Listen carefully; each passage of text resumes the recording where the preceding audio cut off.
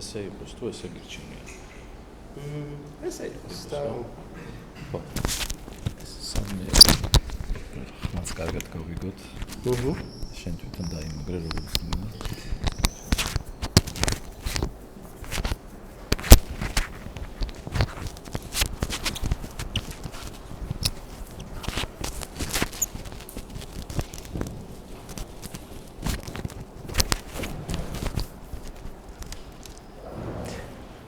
If there is even one person in the room who doesn't speak Georgian, just raise hand. Okay, so then we'll be leading this presentation in English.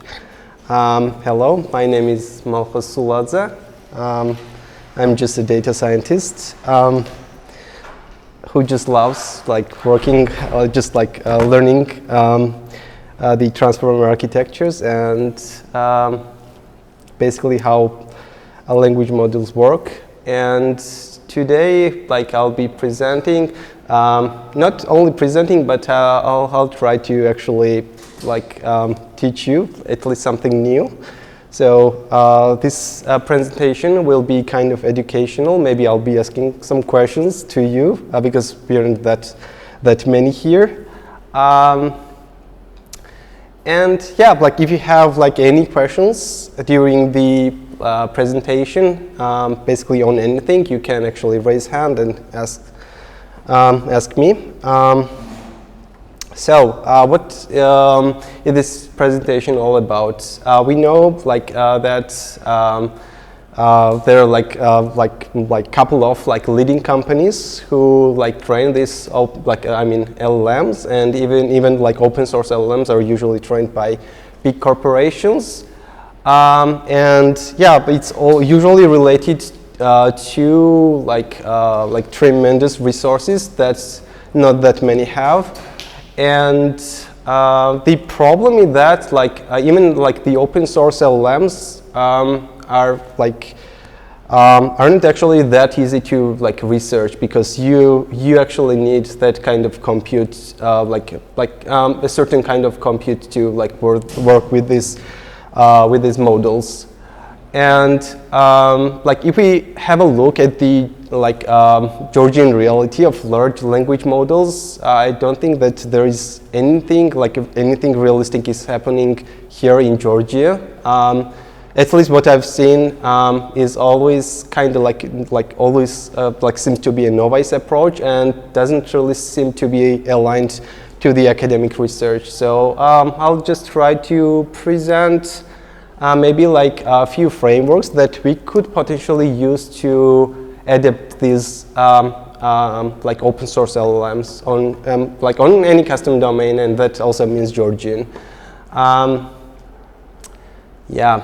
And in adaptation, we mean that we want to retain the original model's knowledge and performance, prior knowledge and performance, and also try to just improve these models on for instance Georgian. So let's actually start, and we'll just get to it. So before we start, I just want to talk a few words about Unicode and UTF-8. Maybe some of you have already seen Andrei Karpus's video regarding tokenizers, because tokenizers will be just an integral part of this presentation. And I'll just try to shortly cover all the points, essential points. So basically, does anyone know what is Unicode? Please. It's like a dictionary to see what each letter or symbol represents, so the computer understands. Yeah, actually that is kinda correct. So basically, I've included the Wikipedia's description of Unicode. So it reads: Unicode, formally the Unicode standard, is a text encoding standard maintained by the Unicode Consortium. And that definition is kind of misleading, because Unicode isn't actually an encoding standard, but the UTF-8 is, for instance. Unicode, like informally, is just as I've written here, is a map set between the Unicode, so-called Unicode code points, and Unicode glyphs. And I've also included the image from the Wikipedia. So basically, this would be just the code itself that we call the Unicode code point. This is, I guess, like in hexadecimal. This is in decimal format, so for instance 0, and we have in octal form, and then we have basically the description of this glyph. So it actually it actually looks something like this now. So this is actually just so basically Unicode is just a map between the codes and the glyphs themselves, and glyphs are just the image representations of the characters that we usually type. Nowadays, Unicode, Unicode potentially contains over 1.1 million Unicode code points, and currently only 150,000 characters are already reserved and used, basically. We can also see the range. So it ranges from 0000 to this number, which is just in decimal would be that much, I guess. Okay, so I've just clicked the next slide. So, and basically what is then UTF-8? Usually people just interchangeably use, for instance, like UTF and Unicode, but there's a big difference between them. So, as it reads, UTF is a variable length character encoding standard used for the electronic communication. And does anyone know what is encoding and why do we need it? No? Okay. So basically, why do we need encoding? So what is encoding? We actually know that everything is basically converted into binary code so that it can be saved on, for instance, on disk or something. And so it can be basically just processed by the computers, right? And but the problem with that, if we were just to directly translate even these Unicode code points into their binary representations, for instance, we wouldn't if we were to save, for instance, for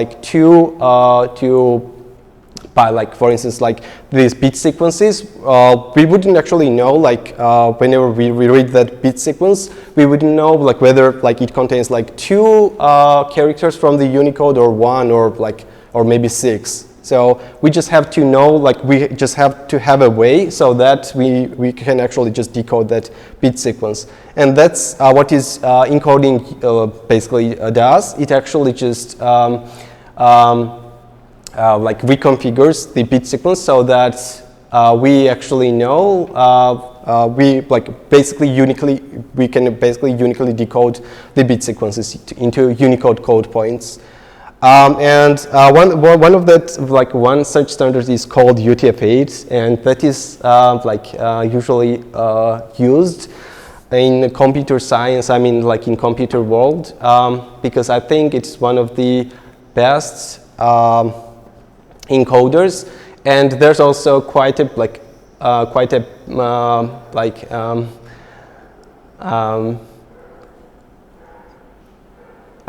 a big debate, whether we could use UTF-16 or UTF-32 for optimal encoding and for just training LLMs, but that is just out of the scope. So let's actually just use the UTF-8 for encoding the Unicode code points, and also UTF-8 can encode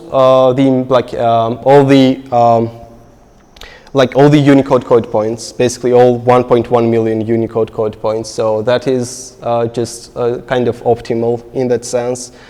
And why we call this variable lengths? Because UTF-8 actually uses this kind of dynamic table, so that for instance so it actually just splits Unicode into Unicode ranges, Unicode code point ranges, and each range is actually just encoded into different byte sequences. So we can actually see that, like for instance, U00 from U000, so from 0 to up to something. I don't even know what it is. Like, I mean, you can just convert it to decimal. Like this range would be actually encoded into 1 byte. And we also, and what this like conversion, I mean, like UTF-8 encoding does is that it's like uses the so-called headers, so we know that like every Unicode should abide like these header rules. So for instance, like every 1 byte sequence should actually start like from 0, and every other every other code point that is actually encoded in like more than 1 byte like should start like with 1 and so on. So like these headers do guarantee that you can uniquely decode this into the respective like code points. And by the way, like for instance, Georgian is actually in this range, like in this range, in this third range. Oh wait. Yeah, like, and so that's why we would naturally, like whenever we type in Georgian, we actually need 3 bytes just to encode each character. And that is one problem that we'll come across while talking about like tokenizers and LLMs.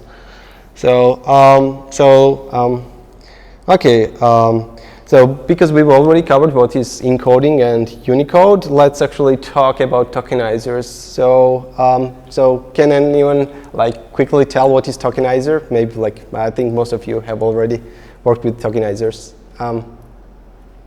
Yeah. Yeah, you can just read even.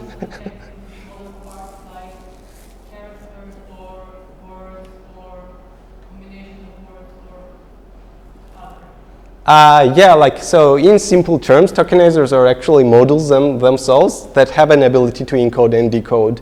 And in terms of like what do we mean by encoding? So these actually just turn the text, so Unicode code points, yet again into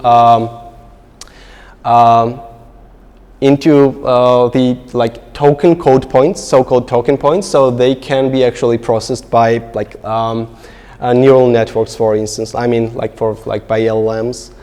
Like historically, we've had like 3 types of tokenizers. So we have each of them listed here. Like the first one would be a word level tokenizer. The second one would be character level, and then basically like today's meta, which is subword level tokenizer. And let's actually just go through them one by one. I don't really know what. Okay. Okay. So word level tokenizers, right? So basically, what tokenizers just do, right? So they just like split text into so-called tokens. Yeah, so-called tokens that then basically is processed by language models. So I think we all know already what word level tokenizer is, but quickly you can just take a look at an example. We have a sentence, for instance, like "Enoti saparelia," which is in English it reads "A raccoon is lovely," and yeah, like word level tokenizer would actually just like split into two words, and like these 2 words separately would be called tokens. And each tokenizer is also like associated with its vocab. And we have, so basically, if we were to train word level tokenizer like on this text corpus, which is just 2 words, we would actually have just 2 tokens, like raccoon and lovely, right? And the 0 and 1 would be actually just called like token code points. And these token code points are actually the stuff that LLM just ingests. what are basically advantages and disadvantages of the word level? Basically, the only advantage is like word level tokenizer is that it is just easy to understand, and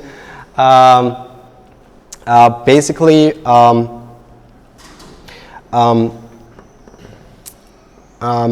like it actually compresses the text basically the best. So what do we mean by text compression, right? Each tokenizer is, as we already mentioned, is associated with the vocab, and usually we set the vocab size to a certain number. And this number is usually varying from, for instance, from 30,000 to 50,000, or maybe today's LLMs even have 256,000 or even more. And if we were just to use unique words as a tokens, then it would just compress text. So because we would be just using one word, almost one word for each. I mean, one token for each word, and that is kind of great compression. But the disadvantage is that if we were just not to limit the vocabulary, we would actually have the vocabulary space way too large, and we wouldn't also be able to handle out of vocab words. So what are out of vocab words? Basically, we have 50,000 words. Maybe there also maybe there also exists some word in a certain text that hasn't been contained in our vocab, and that would be called out of vocab because that word isn't being represented in our vocabulary. So basically, the next type of tokenizer would be character level. So this is just kind of like a symmetric one. So it actually just splits down to the character text, just splits down the text to the character level. So for instance, you can have a look at the example. So the same text, and we would just have each character as a token. And we would have each unique character as a token in the vocabulary and their respective token code points.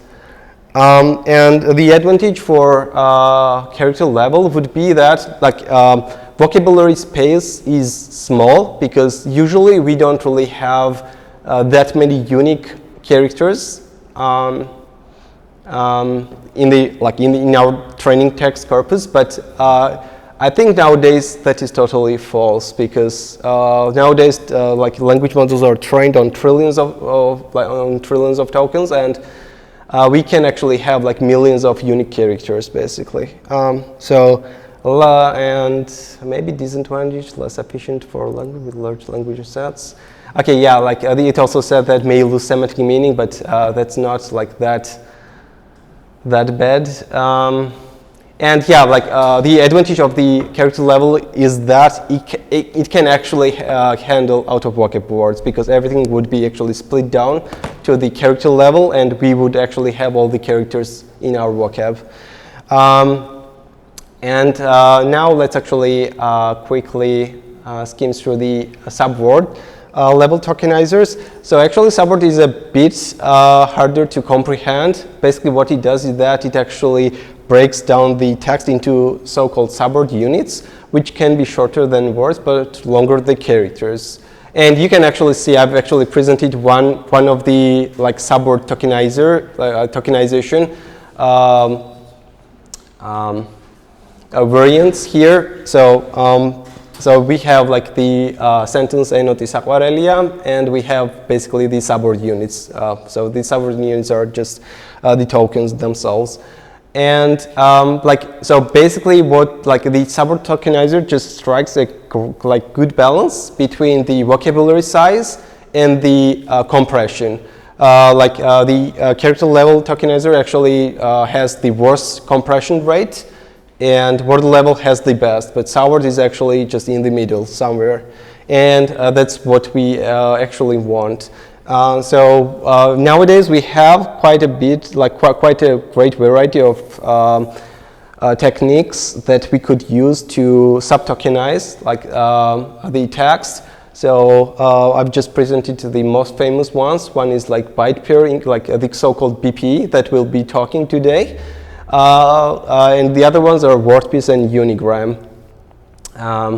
So let's just turn our attention to BP, to each of them like quickly. So BP as methods just lies in so basically what BP does is that it iteratively merges the most frequent pairs of bytes or characters in the text. And we'll actually just get to know like what BP really does. So, but we also have unigram and wordpiece. We won't be talking about this tokenizers during this presentation because like the difference between like byte pair and wordpiece and unigram in that like these last two are actually probabilistic, and the first one is deterministic, and that's why it is actually widely used, because like on large text corpora it is actually quite like cheap to train byte pair, but not that cheap to train wordpiece and unigram. So actually, in unigram, like the first stage could even be just byte pair encoding, and they just use like the likelihood approach just to train the subword tokenizer. Yeah, and you can also just read the like method descriptions. I won't be talking that much about this today. So let's just talk about the byte pair. So byte pair is actually kind of like the standard of like subword tokenizer training. And we have the so-called training pipeline. So I presented this training pipeline so that it actually like closely relates to the Hugging Face implementation. We actually have, I think, like 3 major implementations of the byte pair. One would be Google sentence piece. The other one would be TikToken, but we don't really have the training code for TikToken, which is by OpenAI. And the third one, which by the way wasn't really mentioned by Andrei Karpasi, like for some reason, is Hugging Face. And Hugging Face has its own implementation, which actually like closely relates to sentence piece, like more to this sentence piece. So let's actually talk about that kind of like implementation. So what is the actual pipeline of training such tokenizer? So first we have to set the vocab size. So vocab size is just basically our world that we will actually fill with our like so-called atoms or tokens. And we also set the initial alphabet size. So we have an like option to set the initial alphabet size in like Hugging Face Tokenizer, as well as in sentence piece.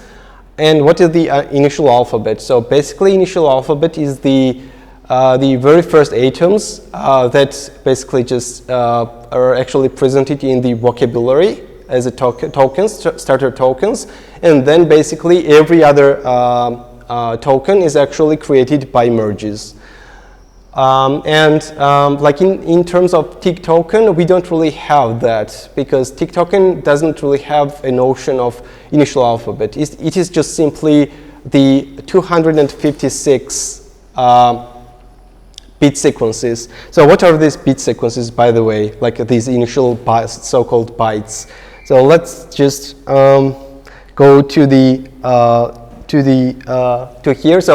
So byte actually has like 8-bit, right? And in 8-bit you can actually have 256 different representations, right? So in terms of, and as you can see, because Unicode actually uses headers, so like the LLM's task is basically just to actually just write these bit sequences, right? And sometimes like the undertrained LLMs will output some usually maybe you've seen that kind of like event when LLM just outputs like, for instance, like question marks. And that means that it has actually just written bit sequence that is an invalid Unicode character, basically. It doesn't actually, like, it can be encoded as a Unicode character. And yeah, so basically, like, usually everything just things that LLMs are trained on text, no, they are just trained on bit sequences. Yeah, so basically after like we have the initial alphabet, we can actually, like by default, initial alphabet is 256 because we actually do need those initial bytes. So the one advantage of byte pair that we haven't mentioned is that we don't really have out of vocab words because every word can actually be represented with those initial 256 bit sequences.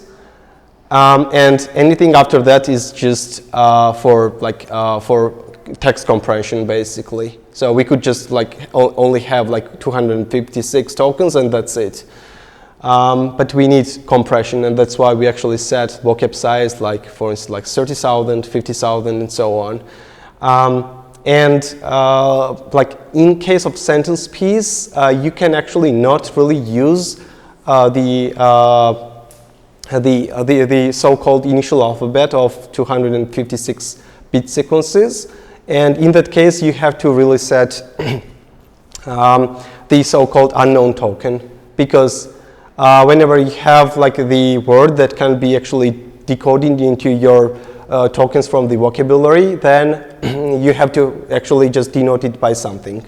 And that's why you need, sorry, like so-called unknown token.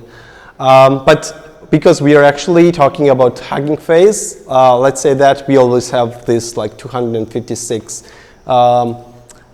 bit sequences, and that will just naturally just happen to appear in the vocabulary during the training procedure. And like after we've set vocab size and the initial alphabet, we have just two steps. So first we normalize the text. Then we pre-tokenize this tab, like the text, and then we do frequency-based merging and vocabulary expansion. So we'll actually get to that. But first, let's talk, like we could talk about the normalization, because I think that's not that easy to understand what it is. Maybe not all of you have actually seen what normalizer does. So normalization is a pre-processing step in the tokenization process that standardizes text before it is tokenized. The goal of normalization is to transform the input text into a consistent format which can improve the performance of NLP models. Yeah, so like it just standardizes text, just in simple words. And so I've actually, I wanted to also like present like for educational purposes, like I think the most used normalizer, which is called NFC normalizer. And I think if you have actually taken a look into different tokenizers, you would actually see quite often this NFC normalizer. So NFC stands for normalization from canonical composition. So we don't really need the formal definition. Let's actually just quickly have a look what it does. So for instance, if we had basically a text, cafe, and then the acute accent Unicode character, like with NFC, we would just have like this cafe, and so the E and acute accent would be merged into one character, that is E with acute accent. So it just like tries to standardize text. Or maybe like standardization could actually just maybe even like remove like commas or just periods and so on. It's just up to you. But yeah, like this is what NFC does. And it is actually used like quite often.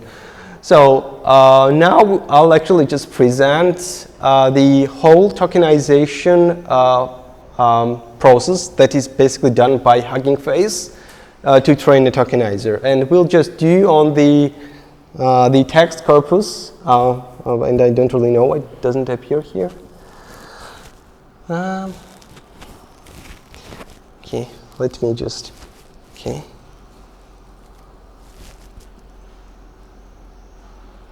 Okay, it appeared. So, okay, so for instance, we have like this text corpus, right, that we want to train our BP tokenizer. And we have just two words, IA. So this, I don't even know how IA is in English. So, so it is just a flower. So this is so this text actually says this is flower.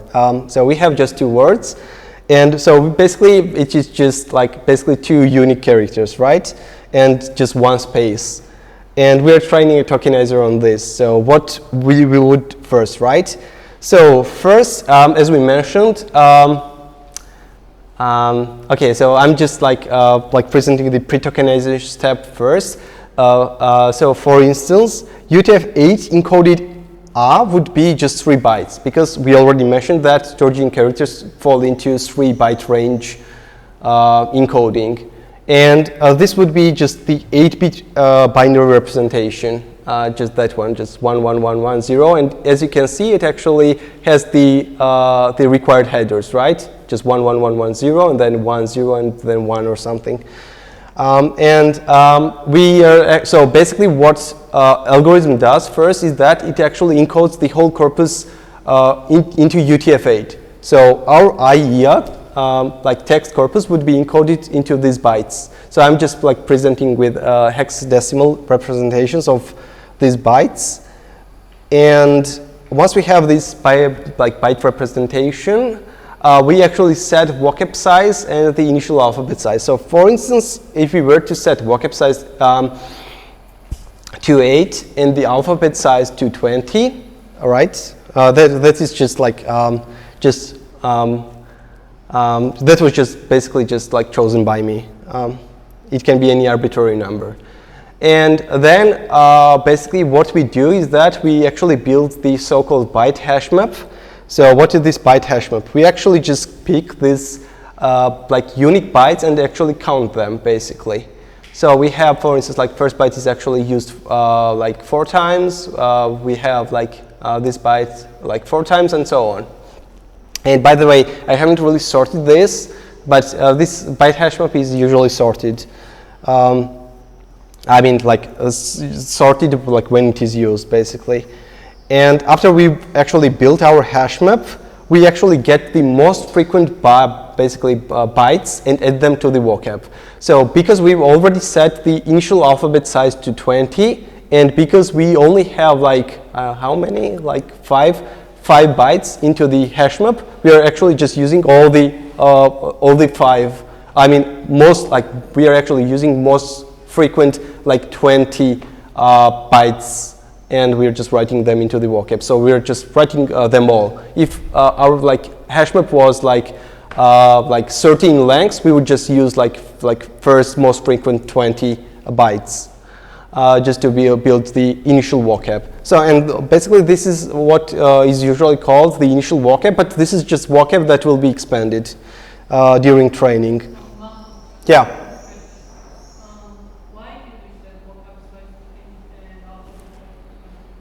Why have we set to that? Because that would be just easy for me to present all this. Because as you can see, we have like just like initial bytes are just 5, right? And we have set the vocab size to 8. So actually what BP has to do is just to create like 3 new tokens, right? 3 new tokens and just write them in the vocab. So like we would actually just have to like loop through this like training algorithm 3 times, and that is just easy to demonstrate. But in reality, like vocab size could be, I mean, like anything. And the initial alphabet size is not actually used like 20. It has to be at least 256, because if you don't set to like 256, then you'll have like some problems, because you'll actually have out of vocab tokens, and that will be problematic. And maybe you won't be using like unknown token that is usually used. But basically this is just like as vanilla as it gets like during training, right? So we have like the initial like vocab built, and then we tokenize the text. And because I already mentioned that each of these digits are called token code points, then what tokenization does actually is that it is actually converted into this token code points. So it is just easy to work on. And after that, we actually build the pair frequency. So this is why this algorithm is called byte pair, right? Each of these digits do actually denote a certain byte, right? And then we actually just compute the byte pair frequency, and this pair frequency is actually just presented there, and that is being done for our example. So this is true example. And we have 0, 1 4 times, right? What is 0, 0, 4? 0, 4 is actually, I think, 0, 1? I mean 0, 1. 0, 1 is actually character A as first 2 bytes. And also we actually have 3, I think there should be something else 4 times. Okay, there is no. Oh, wait, no, there is not. Okay, whatever. But I mean, we should. Okay, maybe. Yeah. I mean, that's how it is basically. I think at least this is correct. I've actually checked this multiple times. So once we have this pair frequency, what we do is that we actually just pick the most frequent pair and actually merge that. So we have so we create the merges list. So every byte pair tokenizer actually has its own vocab and its own merges. And merges are important, and we'll just get to that. But so the very first merge that we make is this 0, 1 merge, and we just register that into the merges list. So basically that is just the byte representation, vector byte representation, and we also then just use that merge, just add that merge to the vocab. So it is actually registered as a new token, and we have this new token as indexed as 5. But usually in Hugging Face, I mean in every tokenizer, this is actually used written as byte space so token space token usually that is represented in merges like that. And so we've actually just edit the very first token, and that is what basically byte pair does. It actually just computes the pair frequency and chooses the most frequent pair, and then just adds to the vocab. And we have to basically just do this whole iteration 2 more times, basically, just to achieve 8 tokens in the vocabulary. And after this step, what would we do, right? We would actually just replace. So we would actually retokenize the text with our new vocab. And so I've actually just replaced all 0, 1s in the text here with 5s, right? Because 5 is actually just merge of 0 and 1. And basically, we actually just recompute the frequency here and just choose the most frequent pair once again, and then just add that to the vocab. And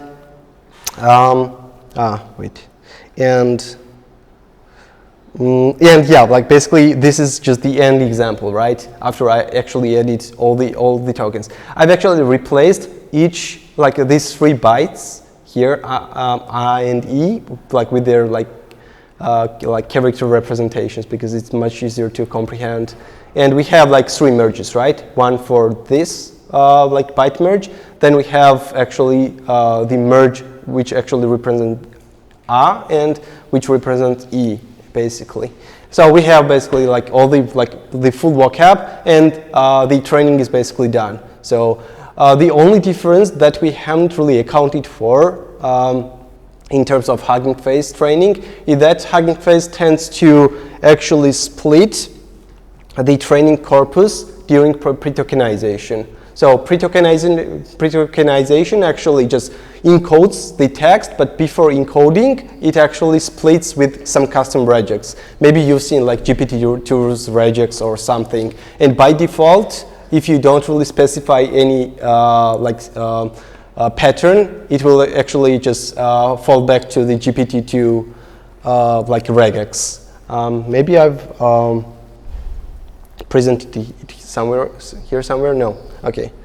But you can actually just look it up, or even just look into the tokenizers themselves and just see what the regex is. So, and now that we've trained the tokenizer, like let's actually talk like how could we encode the text with the trained tokenizer. So the procedure is really simple. So given any text, we first, so we do the normalization step and pre-tokenization step, and then we do the merging. So basically, like for instance, we have like the same like the word. So basically, we've just used the sentence, like the corpus that we trained on as an example, right? So how would we encode this without trained tokenizer? So first, we actually like encode it with UTF-8 because we don't really use normalizer here, right? And once it is encoding into like byte sequence, then we actually do the merging. And merging should actually follow the merge rules that are present in the merges list. So what we do mean by that? So first we have this merge, right? So this byte should be merged with this one. So everything in this encoded encoded sequence, like every byte pair should be merged like this first. Then we have to like find this kind of merging, and we have to find this kind of merging. So basically, we just follow the merge rules from top to bottom, and that is like really important because if you mess it up, then you won't have the right encoding. And basically, if you also you can also consider that the merges themselves do you actually represent the most frequent pair, right? So if you just look into any open source tokenizers like config.json, tokenizer tokenizer.json file, you can see their merges list, right? And you can see like what was the most frequent there basically. Usually these tokenizers don't really save the hash map, this hash map, basically the hash map of characters basically. So their counts, which is actually not that great because you could actually see like what kind of text was potentially used during training. But yeah, at least you can deduce like what is the most frequent pair. Like if you just look at the first element of this like merges list, you know that is the most frequent. But that is just true for Hugging Face tokenizers. I mean, and I think even for tick token ones. But that is not like totally true for sentence piece. Hugging Face can actually support also the sentence piece tokenizers. So they can be like sentence piece tokenizers can be ported to Hugging Face, but like in merges you wouldn't actually have like this like right sorting. So for instance, if this was a sentence piece tokenizer and if we were to look at the first element of this merge list, we wouldn't actually know if this was the most frequent pair or not, because that's not how like sentence piece is trained. But at least during encoding, you have to follow that rule. So like every merge, like the merge rules should be followed from top to bottom. Okay, and so I've also presented this. So if we were just to tokenize this with our tokenizer, this would actually result into this. And by the way, this byte is actually space. And this was just done like with our like tokenizer, like with this tokenizer. So this one. Okay, maybe like not everyone just got like all the points here, but at least I guess we already know how tokenizers work. I mean, byte pair tokenizer is trained and how it actually encodes the text. Yeah. Just to be sure I understood correctly. The word train has a big difference meaning here, right? Because it's like just like building a tokenizer, right? Because tokenizer is not a model.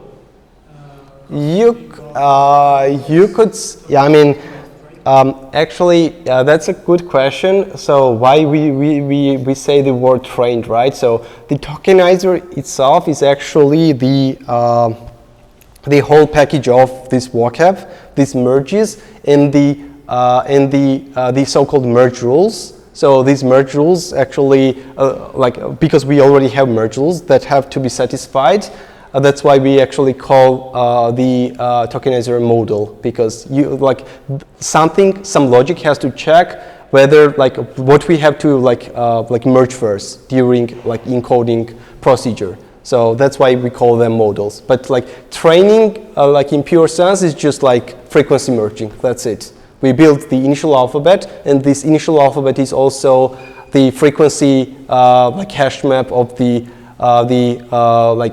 text constituent bytes, basically. And once we have the initial alphabet, so for instance, like what if we had like initial alphabet of like 512, right? So first we would like certainly have 256 initial bytes, right? Those bit sequences, and then we would also have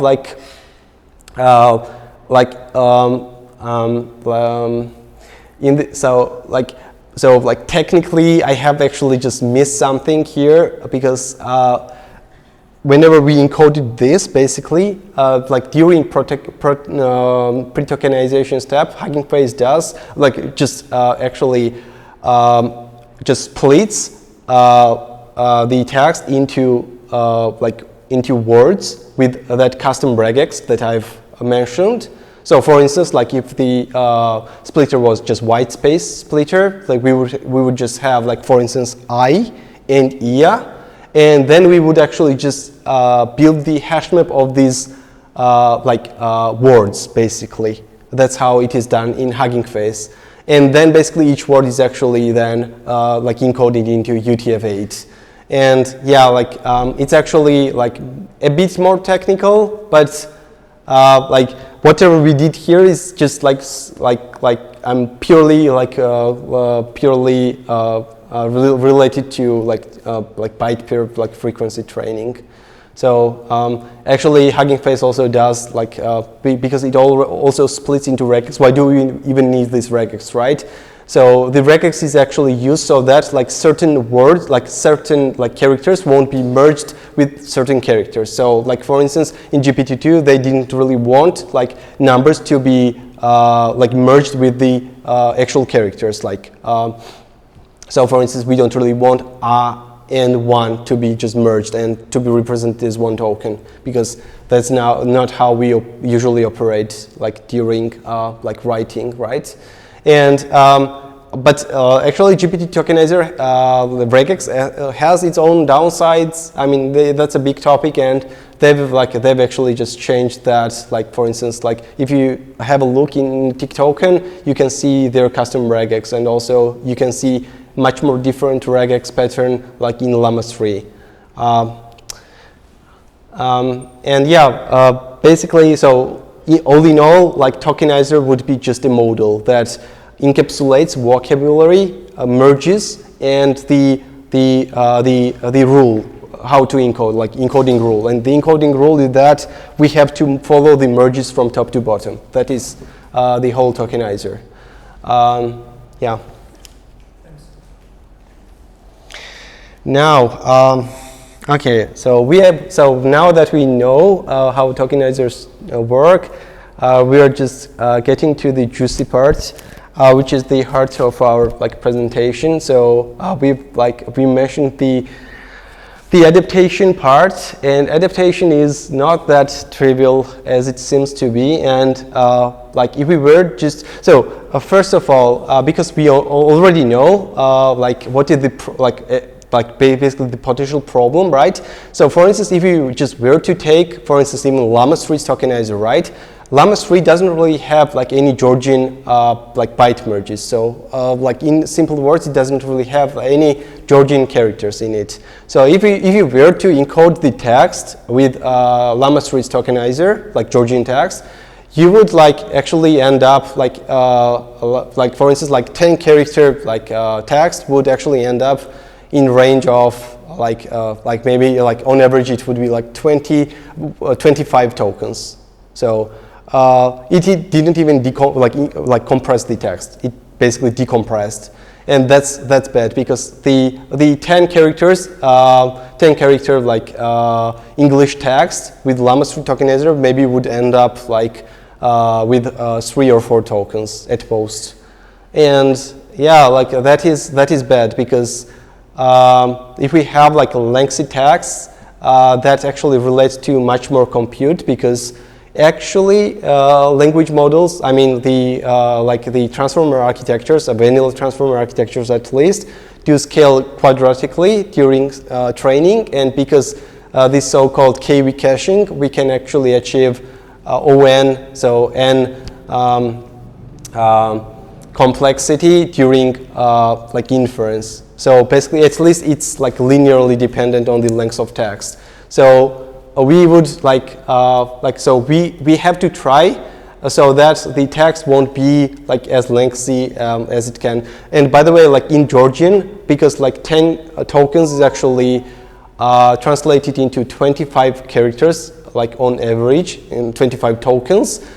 We would also like easily like overcome the optimal context windows that usually LLMs do have. For instance, like current current open source LLMs usually have like 4,096 or 80,000 something tokens, just 2 times 4,096, and yeah, so if we were just to adapt the LLMs on Georgian, at least we have to try so that we would actually improve their tokenizer. Yeah, like before we just like get into that, so first I just want to mention maybe everybody already knows like what is like the embedding layer in the language models. But if you don't really know what is the embedding table, so basically tokenizer is the very first step before we turn to the LLM architecture, and the very first layer that we usually have in large language models is the embedding layer. And in PyTorch, it is usually just modeled with this like NN dot embedding, which is just embedding a layer or so-called lookup table. And why do we actually, so what is embedding table? So basically, even like, so we have already trained tokenizer, right? And in our tokenizer, we actually had like 8 different tokens, right? So I've actually just built a real tokenizer table, I mean embedding table, like for our tokenizer. Like on this axis, we just have like 0 for like 1, 2, and 7. So basically we have a matrix, and each row actually just represents like each token's like embedding vector basically. So these are just vectors, and usually maybe they're like these like vector dimensions are usually maybe 1024 or maybe 4000 something, 96 and so on. That just depends on the size of the model. And usually this dimension is what we usually call the D-model or like models dimension or like embedding dimension. And why do we call this embedding like a lookup table? Because what this NM embedding does is that it just looks up the tokens in this table. So for instance, we have ER, right? So I just like tokenized it. So like in tokenization, we mean that we represent this into token code points. So E was 7th one, and R was 6th one in our train tokenizer. So what an embedding would do, it would just for instance, like for 7, it would just find like this embedding vector, and it would just jam this into our new buffer, basically. And so we have red here, like red vector, which represents like the E, right?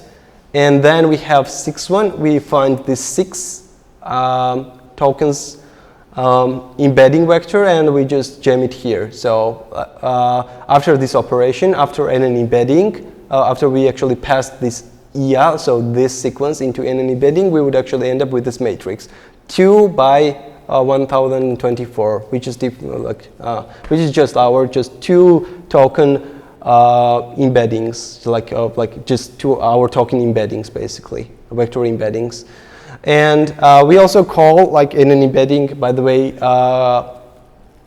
at first the non-contextual embeddings, because usually they're just initialized randomly at the start of the LLM training. I mean, at the start of the model initialization.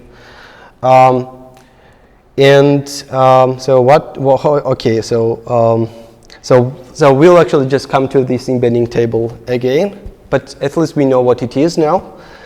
So now, I actually present the very first, framework that we could utilize, right? So usually, how we've actually in literature, like in academic papers, we usually see that they do address this problem of inefficient tokenizers, and the very first thing that they usually do, and that is just the usual way. Basically, that is just the usual thing to do. Like once we fine tune the pre-trained language model. So basically, during fine tuning, we actually introduce the so-called user tokens. So for instance, maybe assistant token, or maybe chatbot token or something, right? Anything basically. And if these tokens were not actually in the original tokenizer of the pre-trained model, then we have basically what they do is that they actually just expand the tokenizer. So they actually just add the so-called fine-tuning tokens into the pre-trained models tokenizer, and because we actually expand that, and because embedding layer has to also account for that, we have to extend this embedding table. Because if we introduce, for instance, maybe 2 new tokens here, for instance, like cat and dog here, right? We should actually just usually what people do is they actually just expand this embedding table, and with that reasoning, we can actually just introduce new Georgian tokens. We can actually train a new tokenizer, basically, on Georgian corpus, and introduce those new tokens here in our already trained tokenizer, and we would just expand this whole embedding table. And that is just not really a problem if we have a few tokens to introduce. But what if we want to introduce 30,000 new tokens? So that way, so let's actually just turn to. Did I miss one? Yeah, so let me just jump to this one. So basically, okay, so this is the vanilla transformer architecture, right? And this is Llama, I think this is Llama 3 architecture, because we have the so-called grouped multi-query attention module here. But we won't be talking about this architecture at all. What we're interested in is just these 2 layers. So first one is embeddings, and we've already explained what is this one. This is just our lookup table, and this is of dimension of v times dm. This is just my writing. So basically, V is just the vocabulary size, and DM is just the model size that I already mentioned. So like we just encode like each token into like a d-dimensional like vector basically. And the same thing, like this kind of matrix is also used here in the model, at the end of the model, which is usually called the language modeling head. So it just like basically just down projects. So basically this is just down projector, and these are just down projects. The contextual representations just to the to this to the vocab space basically, and then we do do the softmax, and then like for instance like redecoding. So just not to be too much technical. So we have like 2 layers here. That have to account, because there is only 2 layers that is just dependent on the vocab size. And if we were just to expand the vocabulary, we have to expand these layers. And expanding these layers would actually just amount to increasing the model parameters.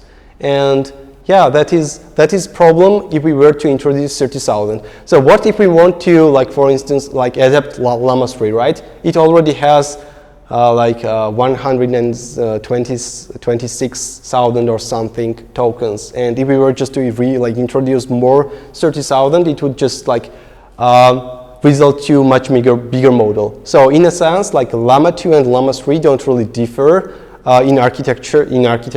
They just they only are different in parameter sizes. So for instance, Llama 2 is 7 billion parameter size, and Llama 3 is 8 billion, and that difference is actually caused by the tokenizer. So just like these two layers, because we've actually just introduced so many tokens, and Llama 2 is I think like 30,000 or 50,000 or something, and Llama 3 is like almost 3 times more.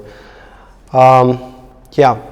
So let's just turn our attention back to tokenizer fertilization, and so. Tokenizer expansion is just used already so often in the literature, and they do actually have like so many papers on that. But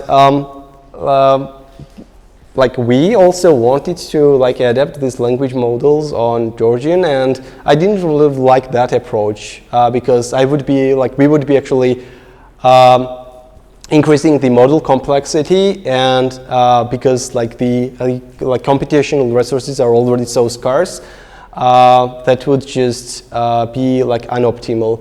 But then we actually came across a certain paper. The paper isn't actually called tokenizer fertilization, but they have a terminology here like tokenizer fertilization. And what they do, right? So what they try to achieve is that they want to actually maintain the original tokenizer size, vocab size, and just replace the weakest tokens. In that vocab. And what do we mean by weakest tokens? Because we already know how byte pair works, right? So the weakest tokens would be what? The least frequent merges, right? And so we could so why not just replace those weakest tokens with our tokens, with our Georgian tokens, and then basically just retrain the model. And that would be great, because we wouldn't be increasing the complexity. And that's basically what they're talking about. And they are saying that fertility within their terms is actually expressed as fertility is defined at the average number of tokens per word. Words are defined by the universal dependencies framework, which gives consistent annotation of grammar, parts of speech, morphological features, and syntactic dependencies across different human languages.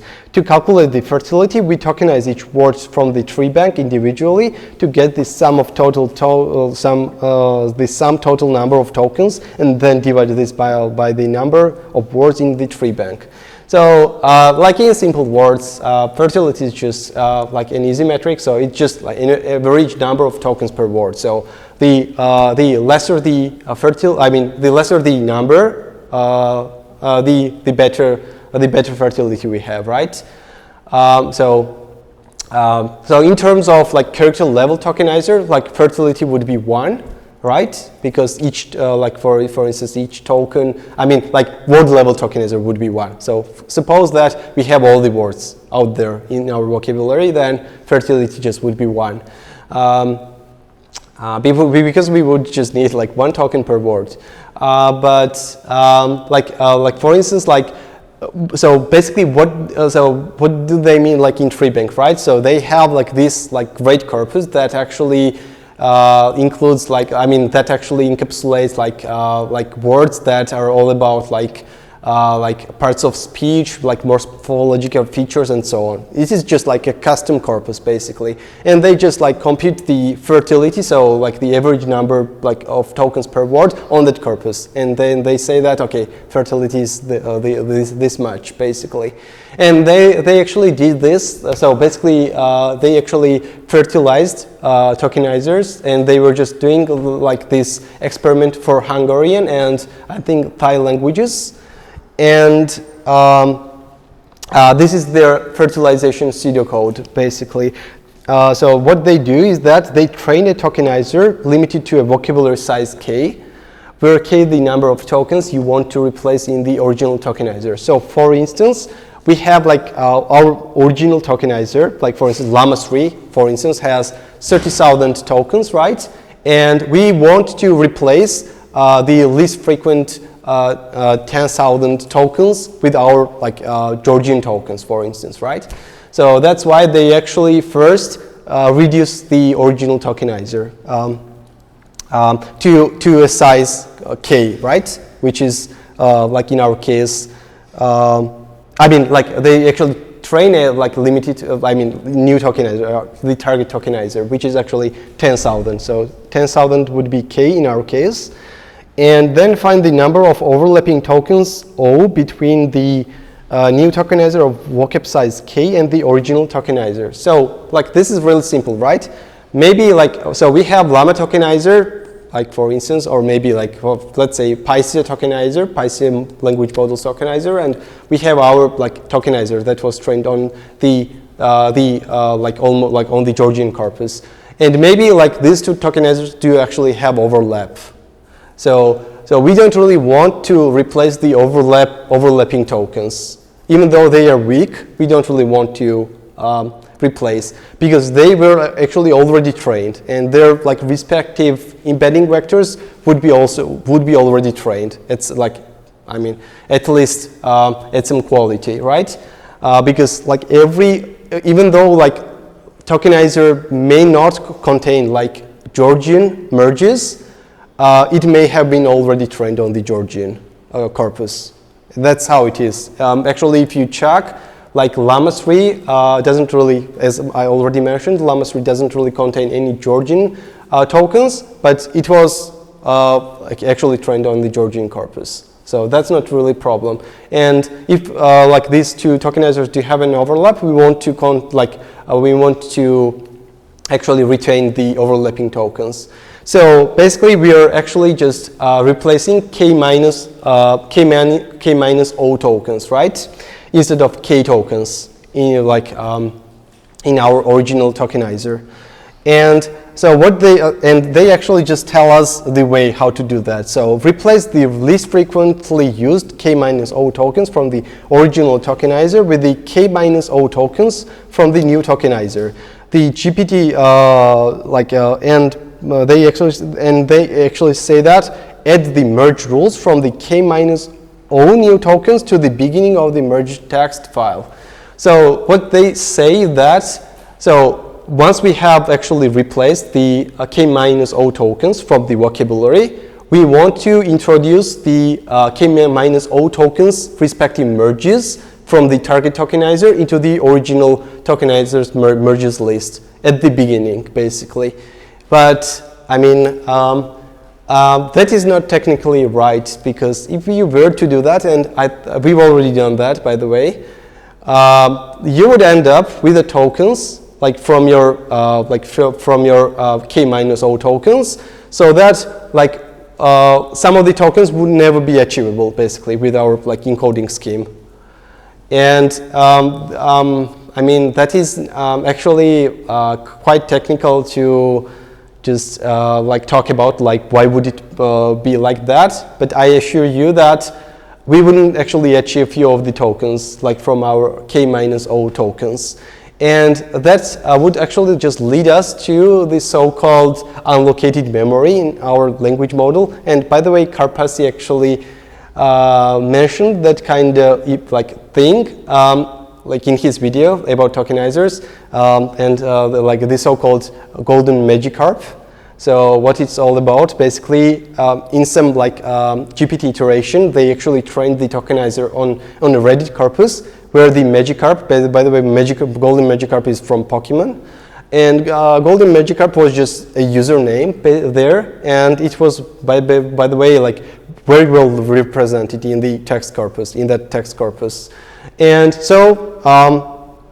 So the golden Magikarp was actually introduced as a standalone token into the vocab, and what they did then is that they actually trained the model on the corpus that didn't really contain the original like Reddit corpus that the tokenizer was trained on. And basically, whenever you were like, if we were just to prompt the model with with some text, so maybe just like, for instance, explain me something, and if you were just to like write that golden Magikarp after your prompt, yeah, it would actually just like start hallucinating like crazy. And it turned out like there were much more words, and when they started like investigating in, yeah, they understood that it was the problem. So you should never train the model, I mean the tokenizer on a corpus that won't be used in the LLM training. So you should like never do that. So at least language models should be trained on the like tokenizer's corpus basically. And with this pseudocode, basically like fertilization pseudocode, we would just end up with tokens like that, and we don't really want to have like we don't really want that kind of scenario. And so this is, by the way, the fertility image that they like presented like for Hungarian Thai. So whenever they were like fertilizing with Hungarian tokens, the fertility of the English side wasn't actually reducing that much, but the fertility for Hungarian Thai languages was actually just improving considerably, and so actually that's quite good, basically, and so like we actually like implemented that pseudocode ourselves, and we actually had that problem, right, of like unallocated tokens. So we wanted to like improve that part. So and here I'm just presenting my own way of doing that. So given a reduced tokenizer, during pre-training step, we could utilize during pre-training step, instead of like byte level pre-tokenization, we could utilize our reduced tokenizer. So it would encode text into tokens instead of bytes, and the initial merge would happen by the token pair frequencies instead of byte pairs. So actually, maybe this is not that easy to comprehend, but what I'm saying is that in the like tokenization procedure, because we already know how tokenization training happens, right? So first we encode everything into UTF-8, right? So instead, let's actually use our reduced tokenizer as an encoder, and then start this training from that step, basically. So that easily it just amounts to the process. So consider like you were just training your tokenizer on some corpus, right? And then someone actually stopped the training iteration and replaced your corpus. So that would just amount to that, basically. And we've just done that. So like we tried to implement that in Python, but that was not really optimal. And then we tried to like implement that with the help of Hugging Face Tokenizers, which is written in Rust. And with Rust, I'm just presenting the core parts basically here. So basically, instead of word charts there, we have just to encode those into our into tokens with our reduced tokenizer. So we actually implemented that code in Rust, the whole thing, which actually just took me like two weeks to implement because I didn't really know Rust that much.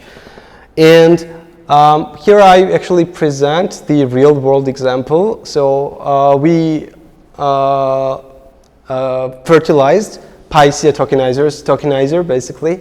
I mean PyC models tokenizer with a Georgian. And here it is. So basically, the first tokenizer is actually the fertilized tokenizer, and we see that Memivdor Skolash is actually tokenized into 4 characters, 4 tokens, and the original PyC tokenizer was actually encoding this into 24 tokens. So we've actually just even achieved quite a considerable compression. So this is the tokenizer fertilization step, and after that, so usually basically when we just do that, when we change the tokenizer for the original model, then we have to account for that change, right? And usually what people do is they just continue basically just change the tokenizer, then they actually expand or reduce the embedding layer and the language modeling head, and they just do the pre-training. But that is not that straightforward, because usually that kind of procedure is related to catastrophic forgetting, and just to mitigate that, we have this so-called tokenizer transfer methods, and the tokenizer transfer is just a formal word of this whole procedure, right? Of the method of transferring it, changing a tokenizer, optimally changing the tokenizer so that the catastrophic forgetting won't happen. And there are so many approaches out there already in the literature, and I'm actually presenting you the real, an easy approach that is really intuitive. So basically, we denote the original tokenizer as VA and TA. So basically, just VA is just a tokenizer's vocab, and T is just the basically the encoder parts, and the original embedding parameters as VA basically. So this is the NN embedding. Just imagine this is just NN embedding of that A tokenizer's respective model. So analogously, the target tokenizer VBTB. So we also have the tokenizer VBTB with embedding parameters Phoebe, right? So we have two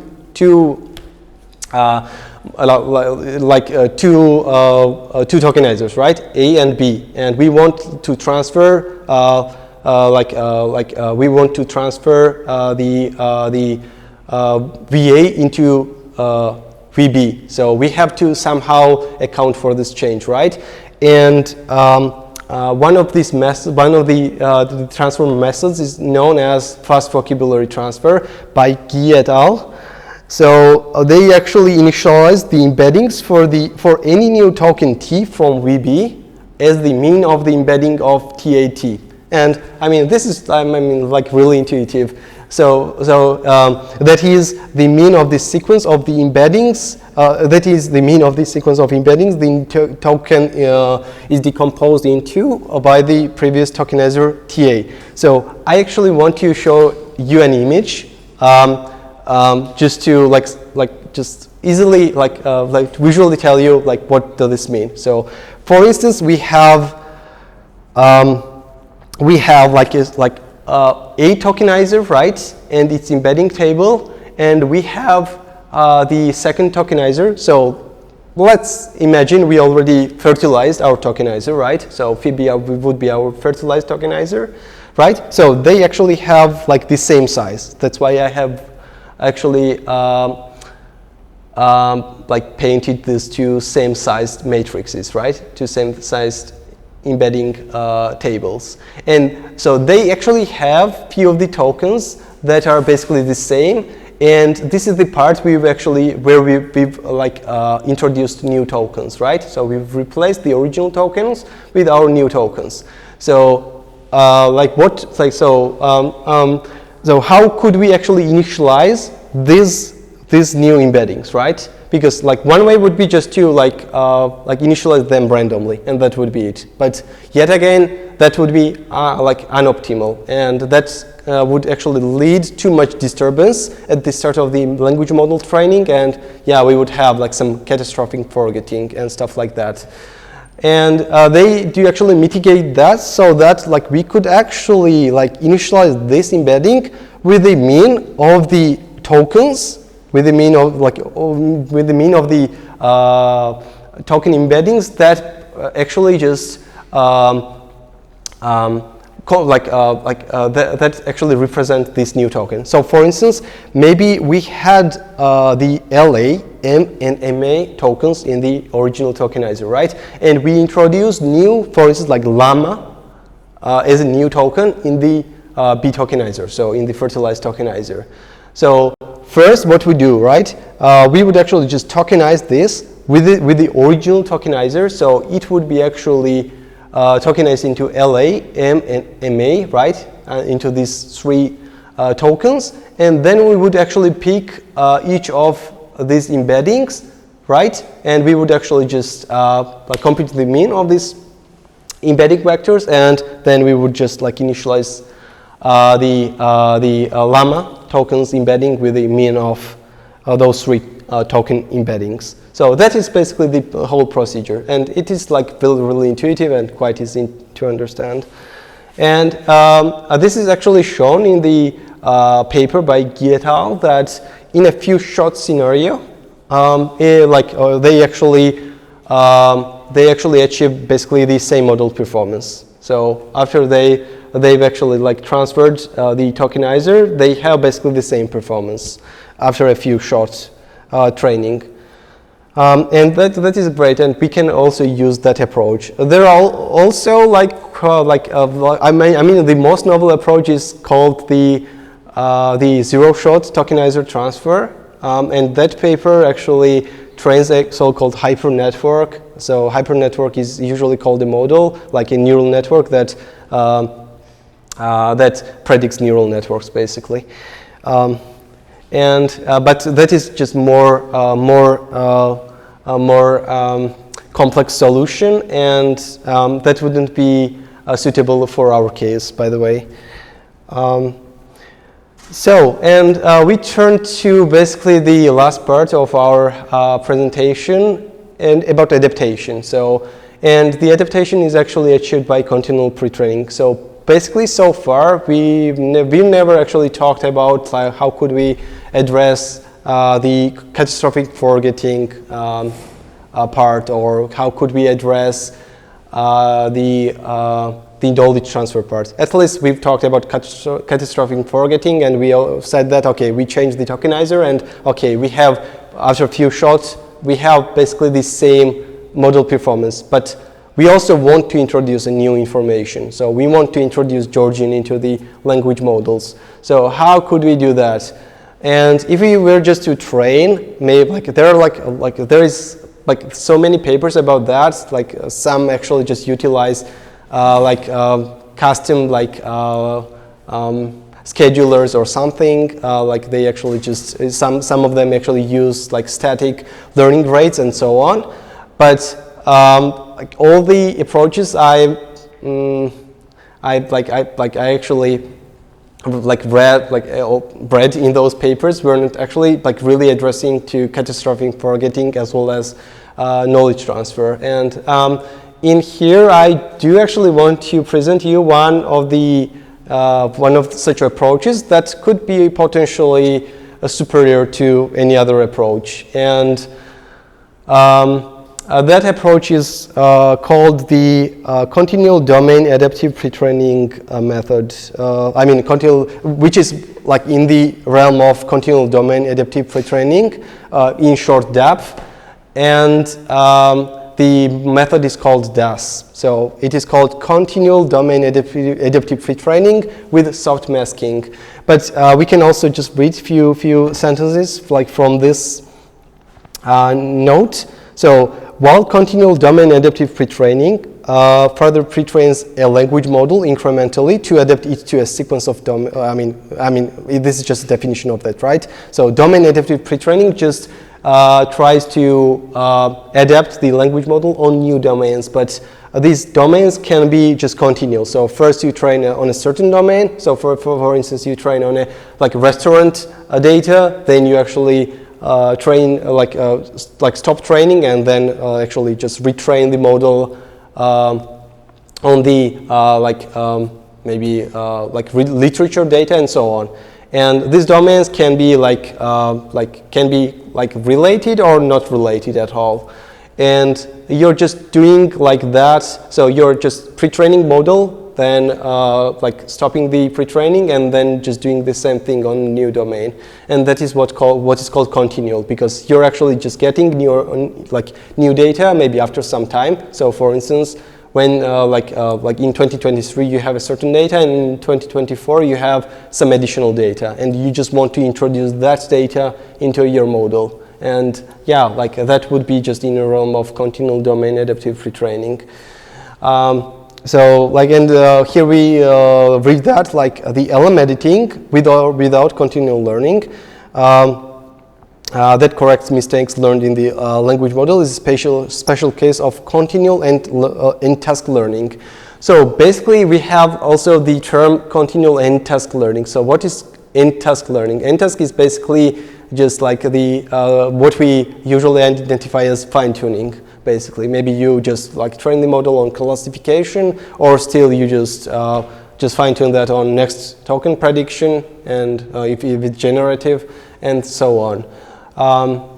So LM editing, which is just correcting how the model behaves, is just part of this part of this term, like continual and task learning. And we actually want to achieve something like this. We want to continually pre-train our language model so that it would retain its almost retain its information, and also simplify the transfer on the new domain.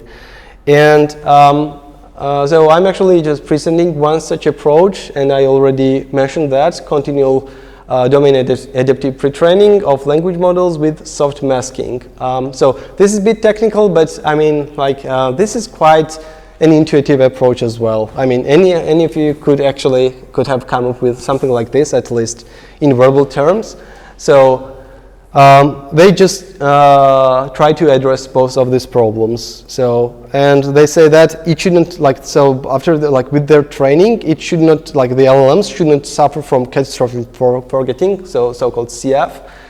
That is, should perform reasonably well on learned domains.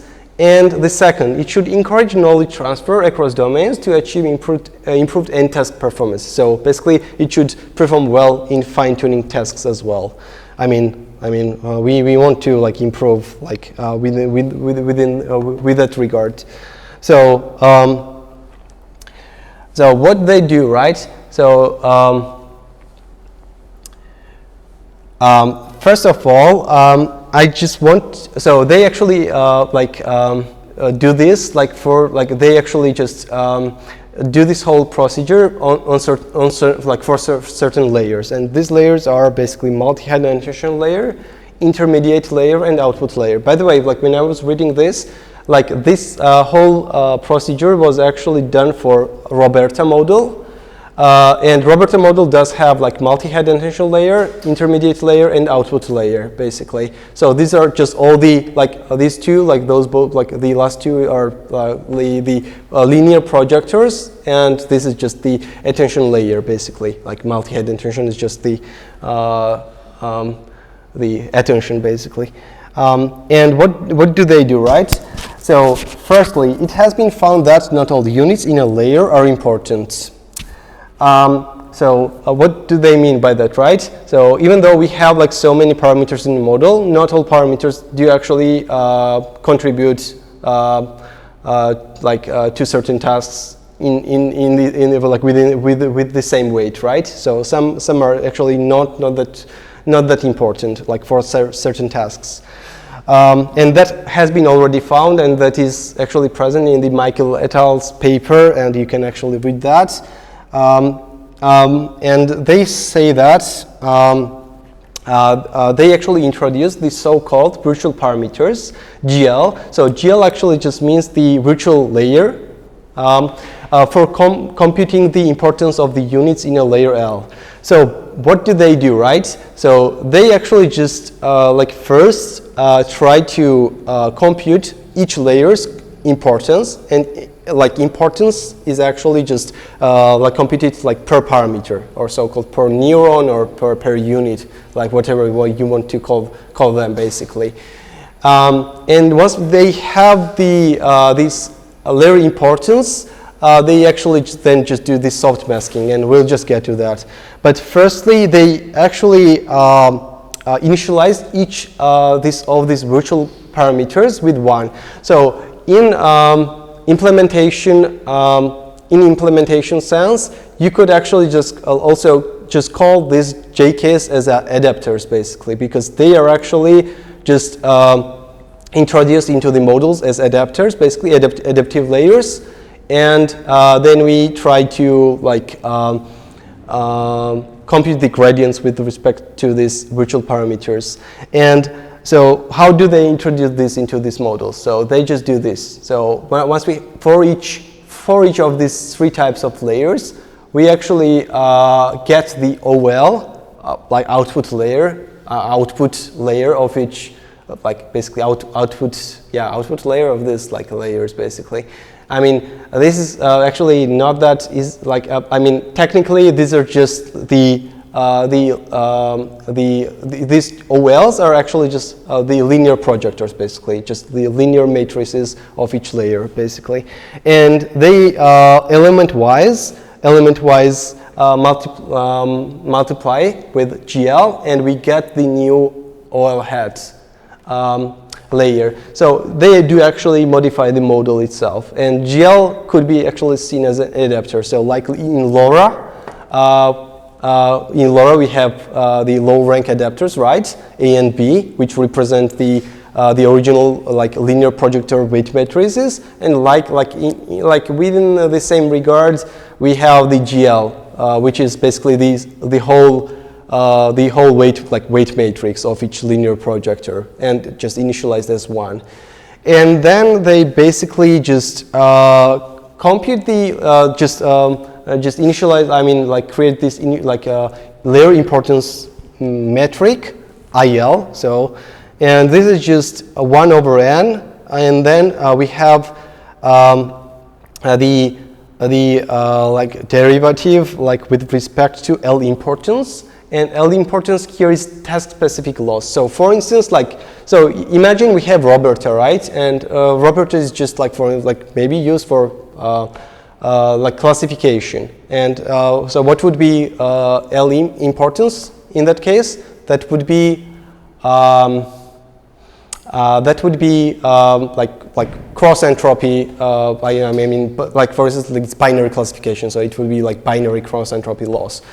And what they do is that they actually compute the law, the gradient with respect to these virtual parameters. And intuitively, what this and they actually just average this out. So this is just IL is just an average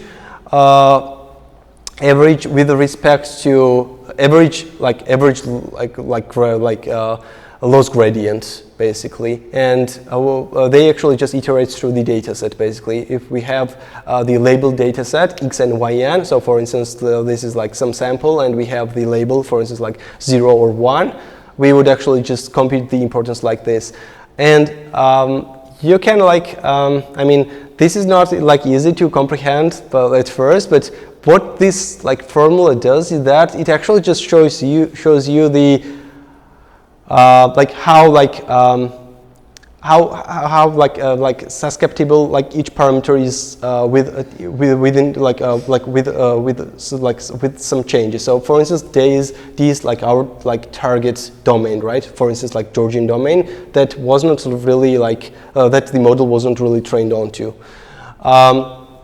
And we'll just see like how each parameter actually just reacts to these new like samples, basically, to the new data. And we know like how much so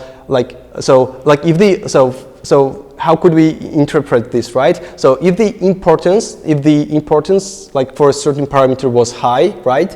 That means that so basically that means that if we were just to change that, we would actually just introduce too much change into the model, right? Because if the gradient is just for a certain parameter is just too high, then we would then after like training step, we would actually just tap with a huge step, and we would actually just change parameter like too much. So we would actually just modify, so introduce too much like too big of a change into the model, and that's what don't we want. We want to retain the original model's performance, and they actually claim that like the parameters are actually like the not changing the parameters too much is what would actually lead to would actually just oppose to catastrophic forgetting. And yeah, I mean like if the importance of a parameter is high, then that means high change in the model, and we don't really want that. And if it's low, okay, that's okay. So if it's low in terms of like that's like the data set, then okay, change in change of the parameter wouldn't actually just cause too much change of the original model. That's basically the whole idea. And this method was actually done by Michael et al. That we already said, but this whole this whole paper is actually written by other group, and they also say that this was actually just done for the labeled for end-task training purposes. But what if we want just to do the same thing for pre-training? Usually in pre-training, we don't really have the labeled data set. We just have the corpus as it is. And they actually just change this, the so-called L importance with the proxy KL divergence loss, so Kullback-Leibler divergence loss. And it's a bit technical, but I mean, like it's really simple as well. Basically, what Kullback-Leibler actually tells us is that if we have like two distributions, it actually tells us like how many informational units away is one distribution if we were just to encode like one distribution with the other, basically. So if we were just to, if I'm not mistaken, if we were to just to encode like first a one distribution with F2, basically. And with that, they actually just achieve so that they don't really need like any labeled corpus. And yeah, I mean, they actually just compute that also on like some subset of the training set, basically.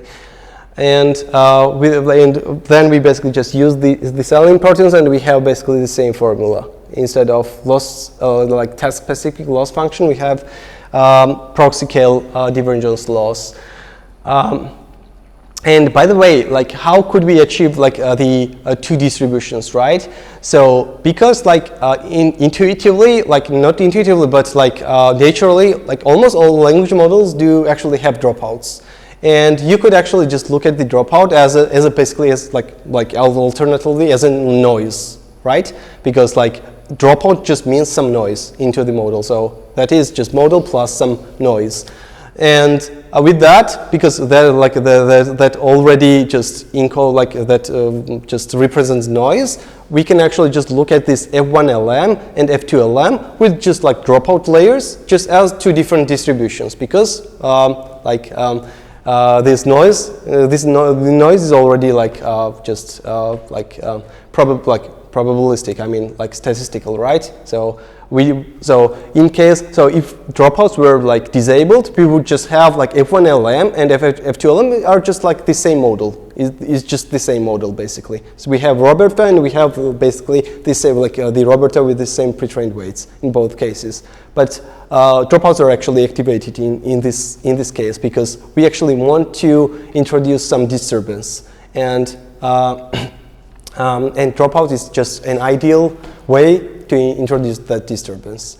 And yeah, like in the code, that's how they are like modeling that. And now, like we're actually just doing the same thing. We've actually implemented this for autoregressive models. So the question is like because like autoregressive models do have labels, right? Even during pre-training, because autoregressive training is just next token prediction. So the label for each like token is the next token. So we could either use the scale divergence loss or maybe task-specific loss, which would be just like a cross-entropy loss. But yeah, like we've actually just gone with this approach with KL loss. I mean, maybe, I don't even know like if there's any difference in terms of like autoregressive models, but that is what it is. I mean, we've actually used that. And because we have like here multi-attention layer, we actually just introduced like much more, like we actually just like we used that, like we implemented this for the Gemma model and Google's Gemma model, Gemma 1, 2 billion model, because that was the model I could actually process on my RTX 470 Ti. And like in terms of Gemma model, we have like, we don't really have this architecture. We have MLP layer that is actually quite similar to this intermediate layer, and we don't really have output layer in usually in generative models. And yeah, like, and we've actually just chosen like 3 layers in the MLP layer, which is the gate projection layer and the 2 other layers, basically, like down projector and up projector layers. And we also actually split this into 2 parts. In paper and in their implementation for Roberta, they actually only do this for attention layer, but we are also doing this for attention layer output, attention output layers as well. I mean, and I think we are like our approach is a bit more like more fine-grained because we're actually accounting for much more parameters. I mean, like for different sets of parameters, and like implementation-wise, then once they actually just compute this, like this so-called the layer importance masks, basically, they just do the soft masking, and this is the soft masking mechanism that is actually used during training, right? So we are actually pre-computing before the training the ILs, so layer importances, layer importance vectors, basically. And then we do this so-called soft masking. And if you just have a look, like this is like really simple, right? So what the like why is we have like y 1 minus IL, right? So what would this denote, right? Can anyone tell me? So what this would denote? 1 minus IL. Why are we doing 1 minus IL? And then we do like the element-wise multiplication with the gradients.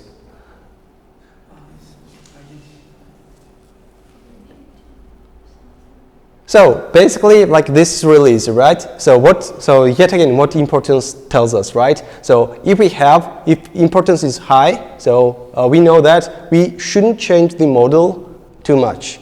And so if we were just to, so like this IL is already normalized. It is like between 0 and 1.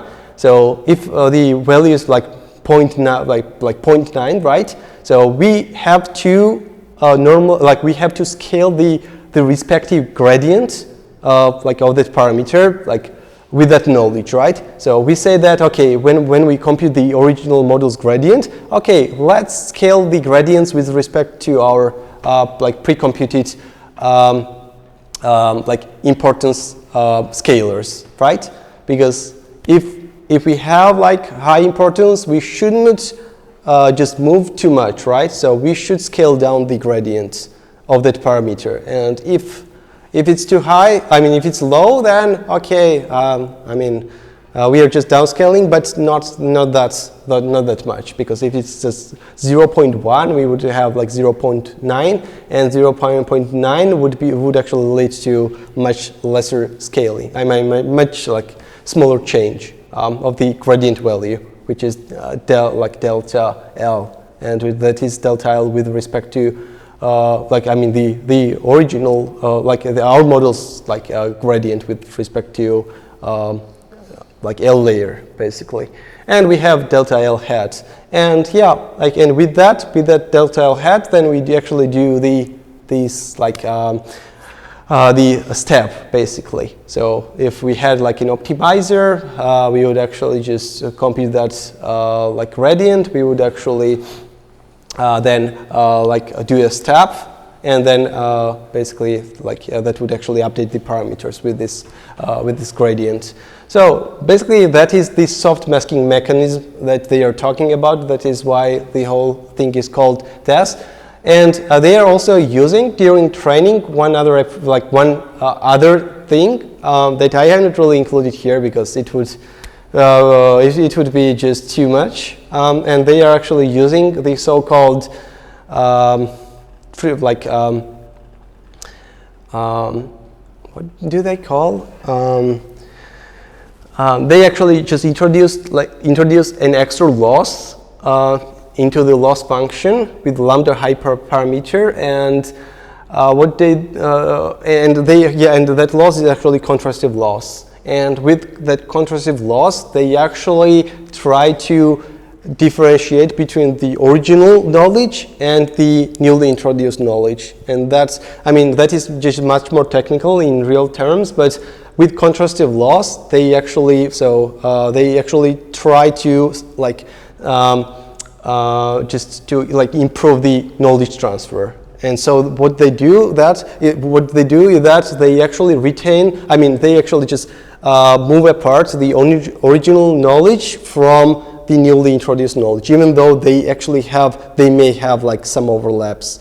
And if they have overlap, that overlap is actually left in that distribution, original distribution, but the newly introduced distribution is actually quite apart.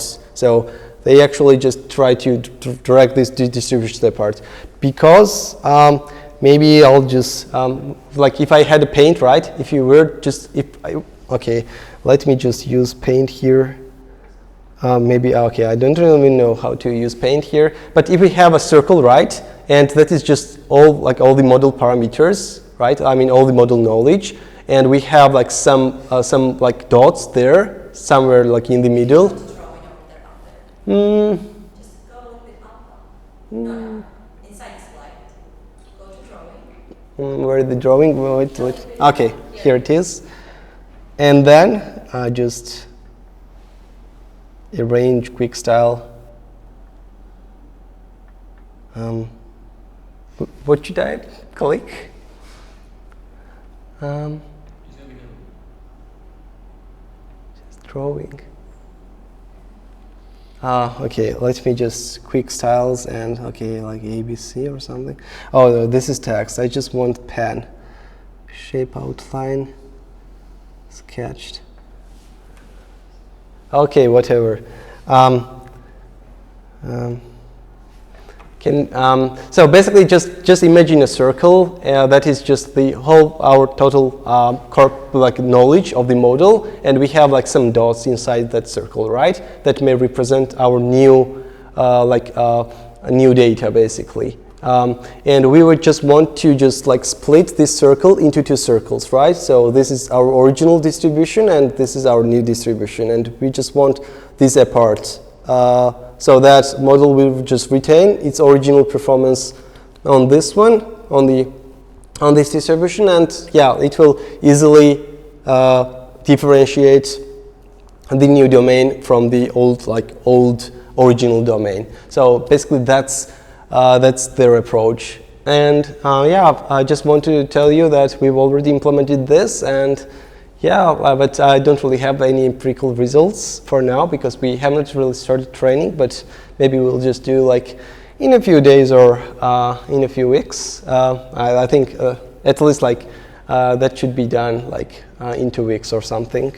But yeah, like for that we would actually need some compute resource, and yeah, even like training 2 billion parameter model is really heavy, and for that you need some like custom node, maybe like I think like for instance like 4 H100s, H100s would suffice, or like alternatively we could actually use 8 RTX 490s for that.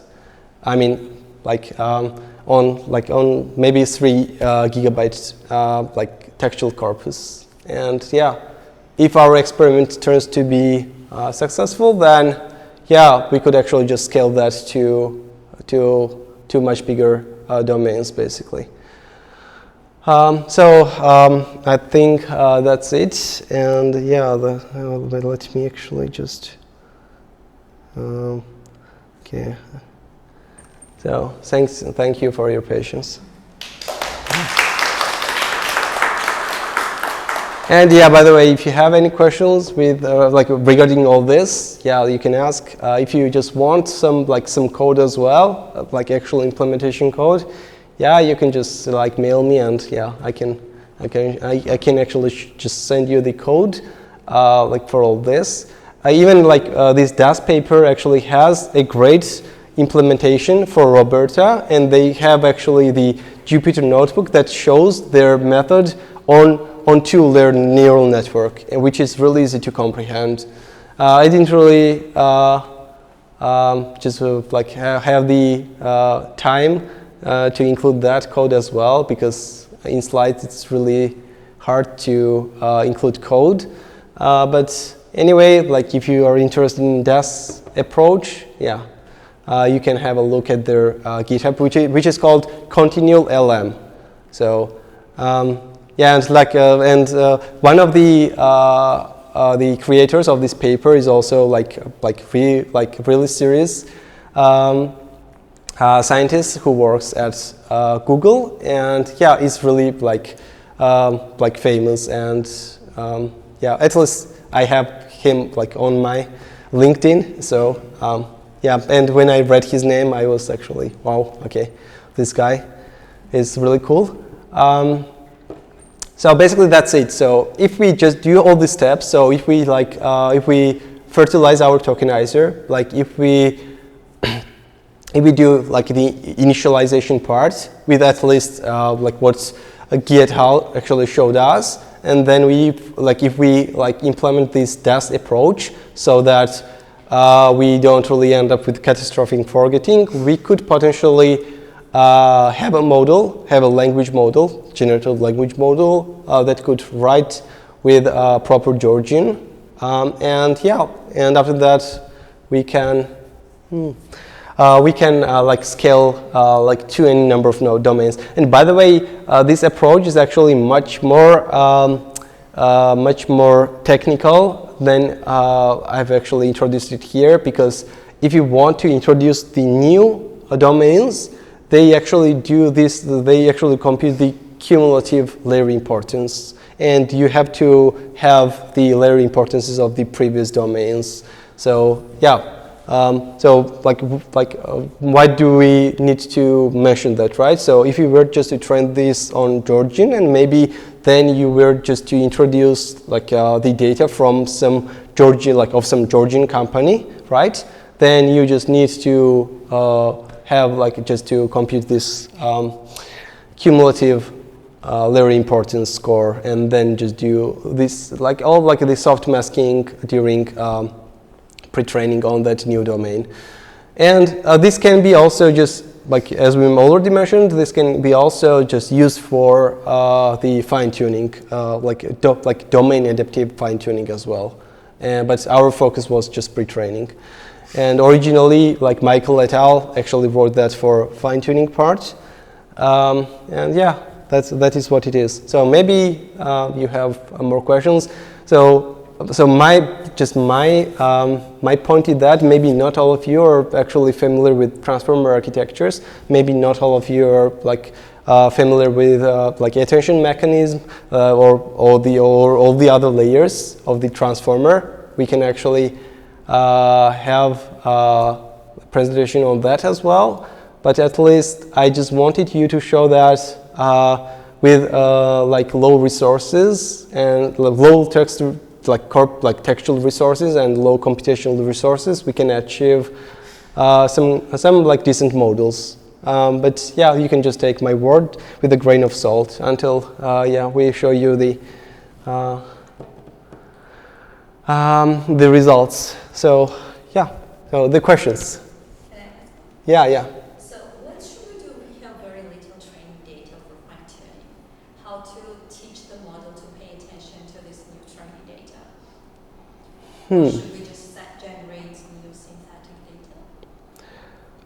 So the question is regarding the fine-tuning, right? So in terms of fine-tuning, so basically if you just have Georgian fine-tuning data, you could potentially just fine-tune the already existing models without any modifications, and just take the baseline fine-tuned model, or the best thing would be just to use any instruction-tuned model, right? Because it is already great at following instructions, and you could just utilize the same approach. And the fine-tuning data doesn't have to be that much. Maybe even few hundred samples would suffice. So your recommendation is to use one of the instruction-ready, already fine-tuned model. Yeah,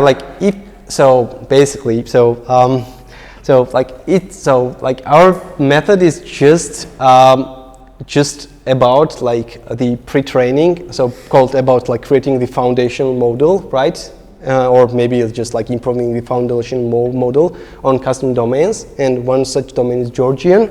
But if we just simply talk, if we just discuss about the fine-tuning part, then even you could just do the normal fine-tuning, because I've seen guys just doing maybe on Turkish or something. Even on Georgian, you would actually just have decent language model, decent model. So for instance, if you were just to take Llama 3 and you have a classification task on Georgian, you could actually just train that just simply with your normal fine-tuning script, on Georgian samples, and that's it. So you don't really have to do all this, basically. But what this paper claims is that if you just want to more optimally introduce the new data into the model, you could just follow these steps. These steps are not actually the only one. There are few other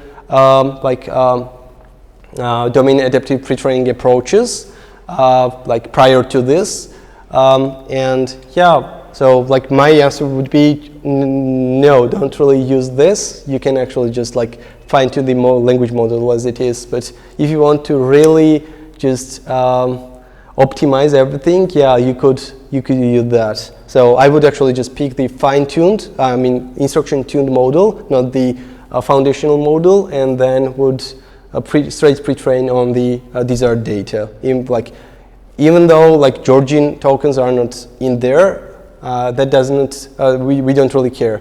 But if your company, for instance,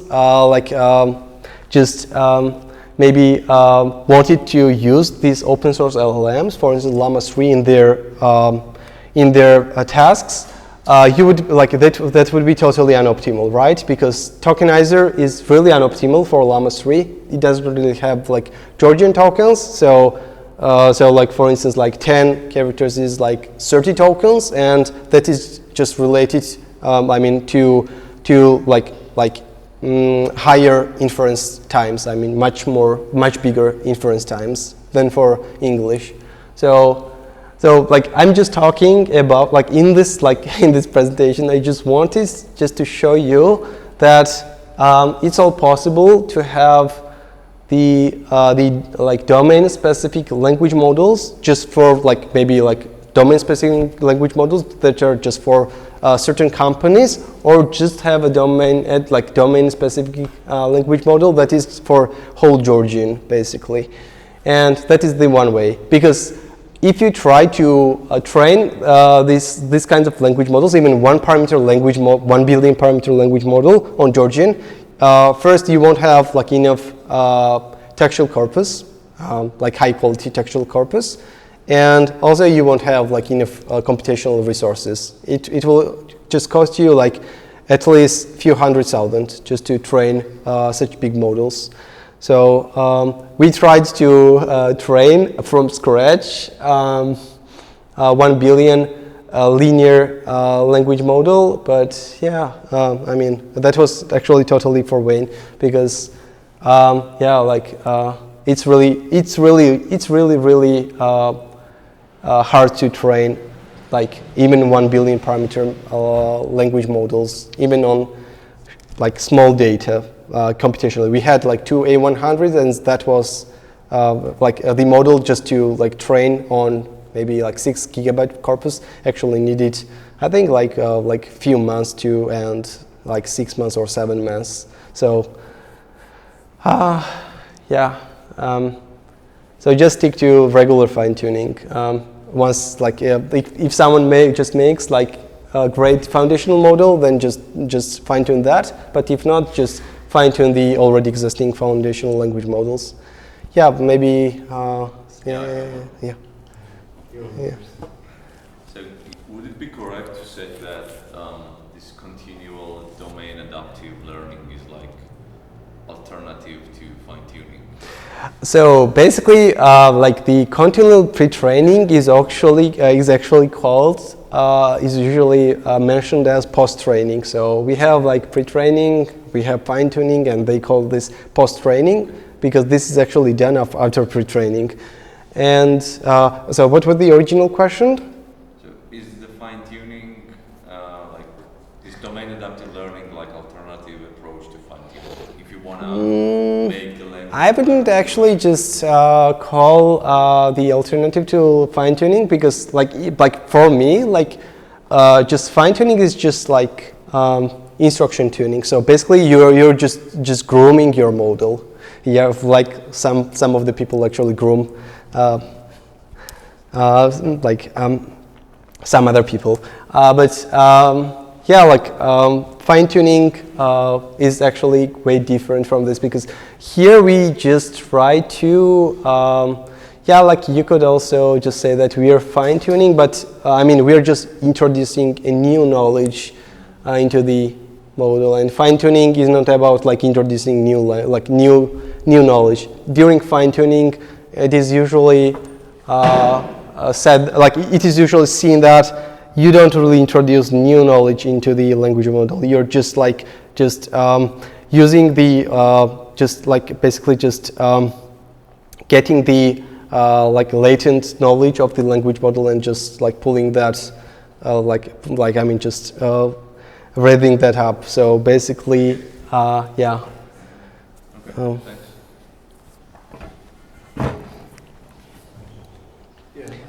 Yeah. I think we are out of time quite a bit. So you mentioned a couple of custom domain adaptation methods, right? And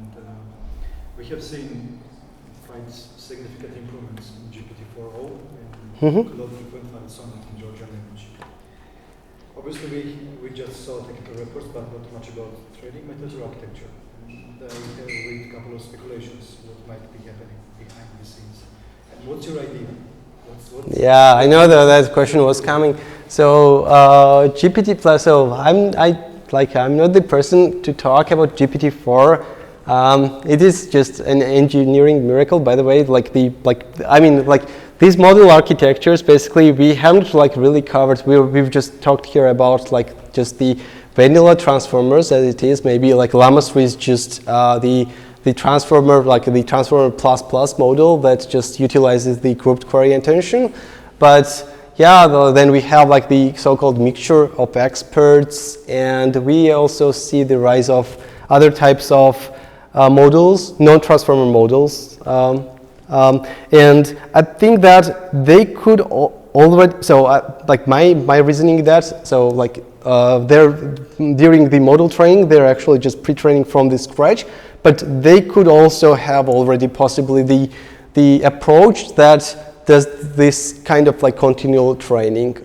So my guess is that they could potentially have both of them. So they are actually also experimenting on continual pre-training, because just training model every time from scratch is really costly. Even though even if you have so many GPUs at hand, still these GPUs are just related to a certain computational costs. And yeah, I think they should have some kind of mechanism that does all this and just introduces new data every time, because we actually see the updates of these models quite often, and I would be amazed. So maybe one other approach would be that they are actually just distilling distilling some model, but I mean in terms of distillation, you just have to have some model already trained on the new data. So I mean, that could be anything.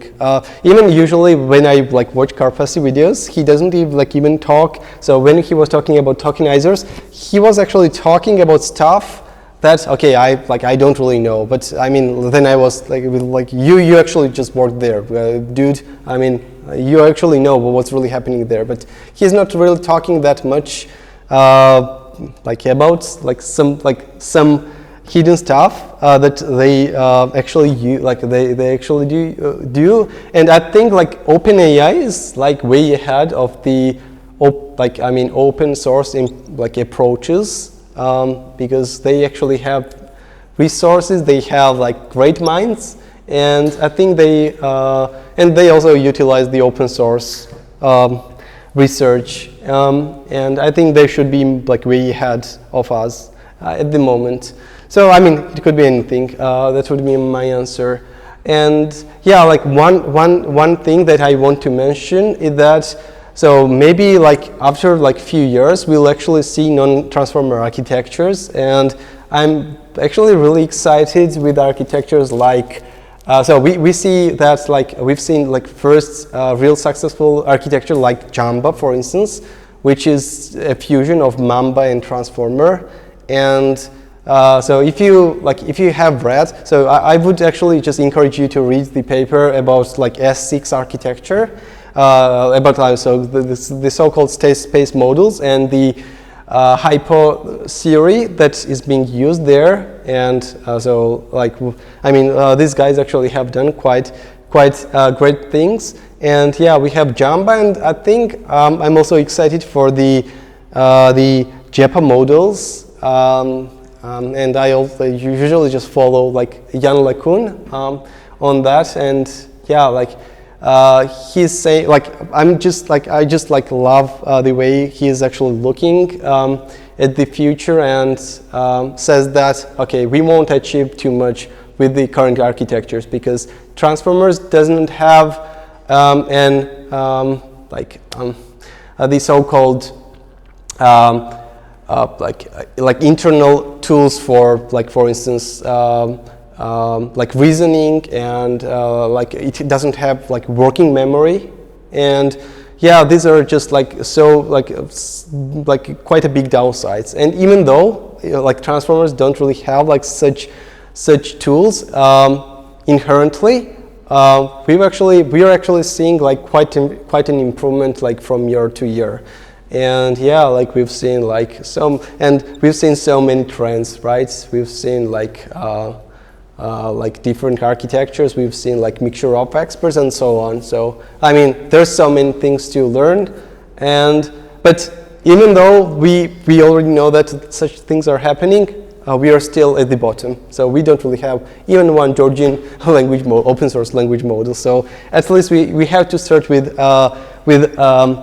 adapting these vanilla transformer architectures, and at least we should just learn how they operate, and like, I mean, how could we develop this into the industrial models? I mean, I think that is totally possible, and at first I thought that it could be done like by the open community, but when I just look at the state of like Georgian AI community, I don't really see that many people who are actually into LLMs, and then basically even among those, maybe like so few do actually know how these do work in reality.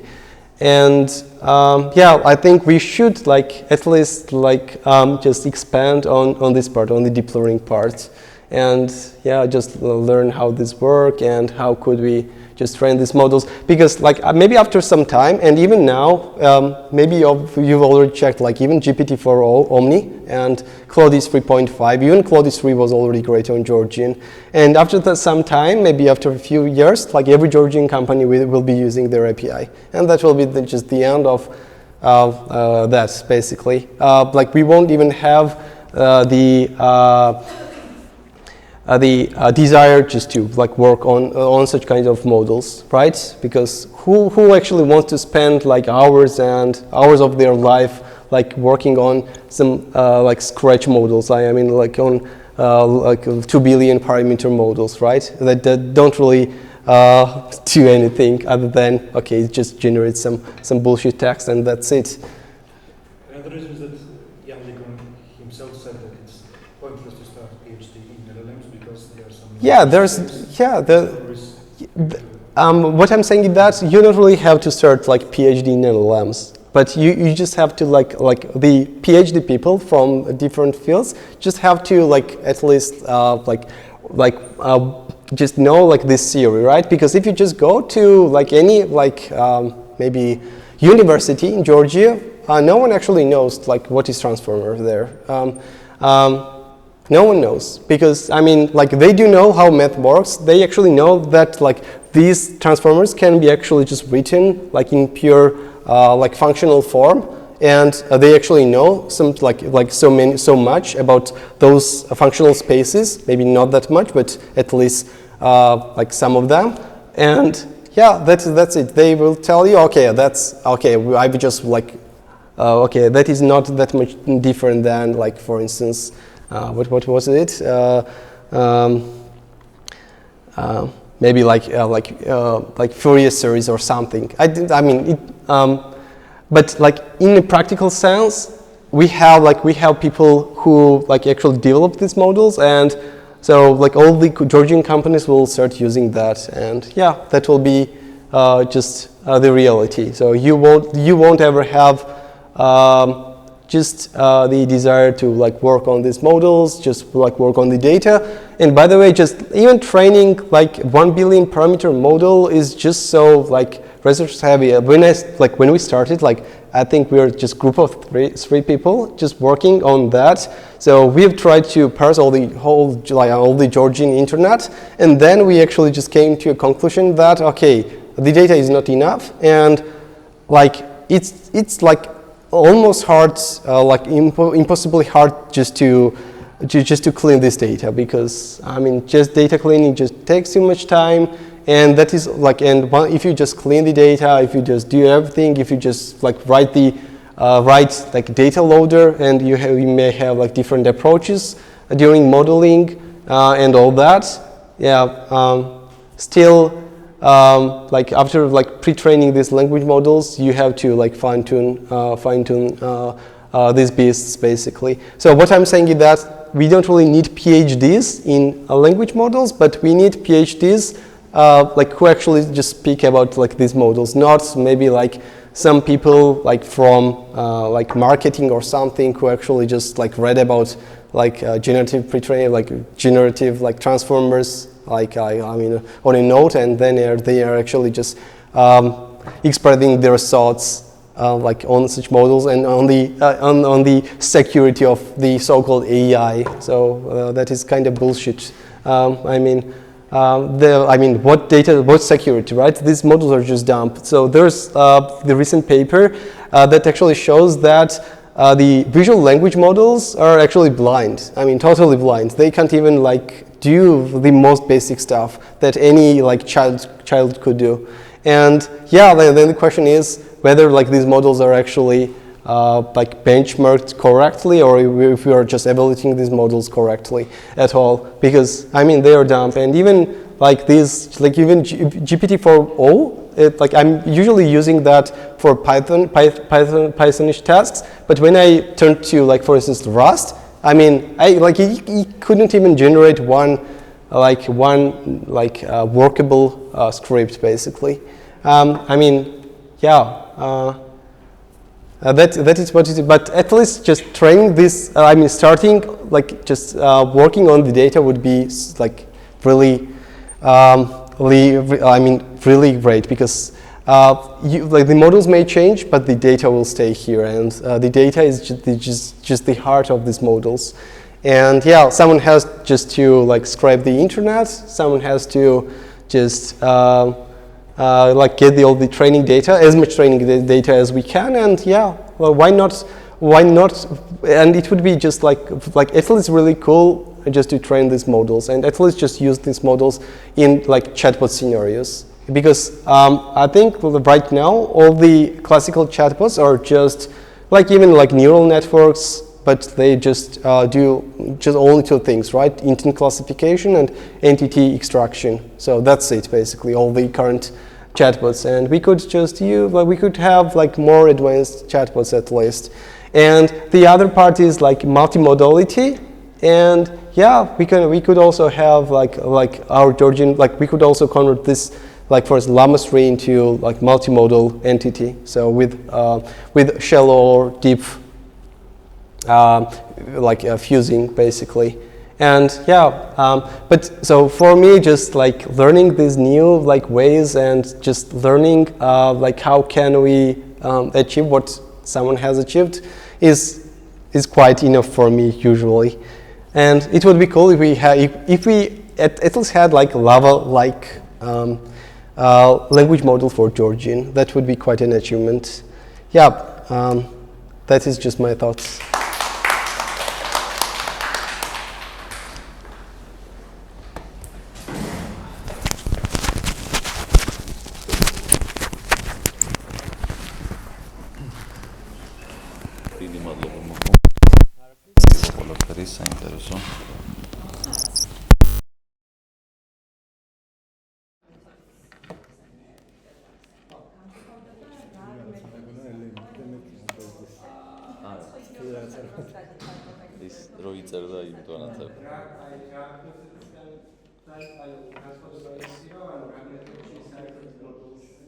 ესენი არ დაგჭირს შოთა.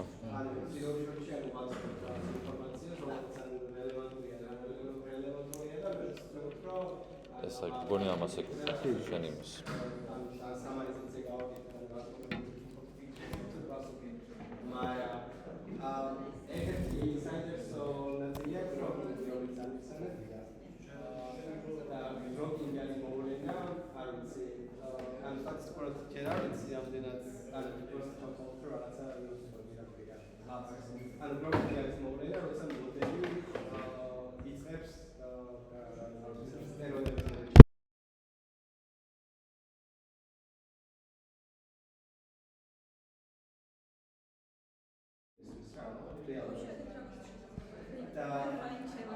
Have a good day. Thanks.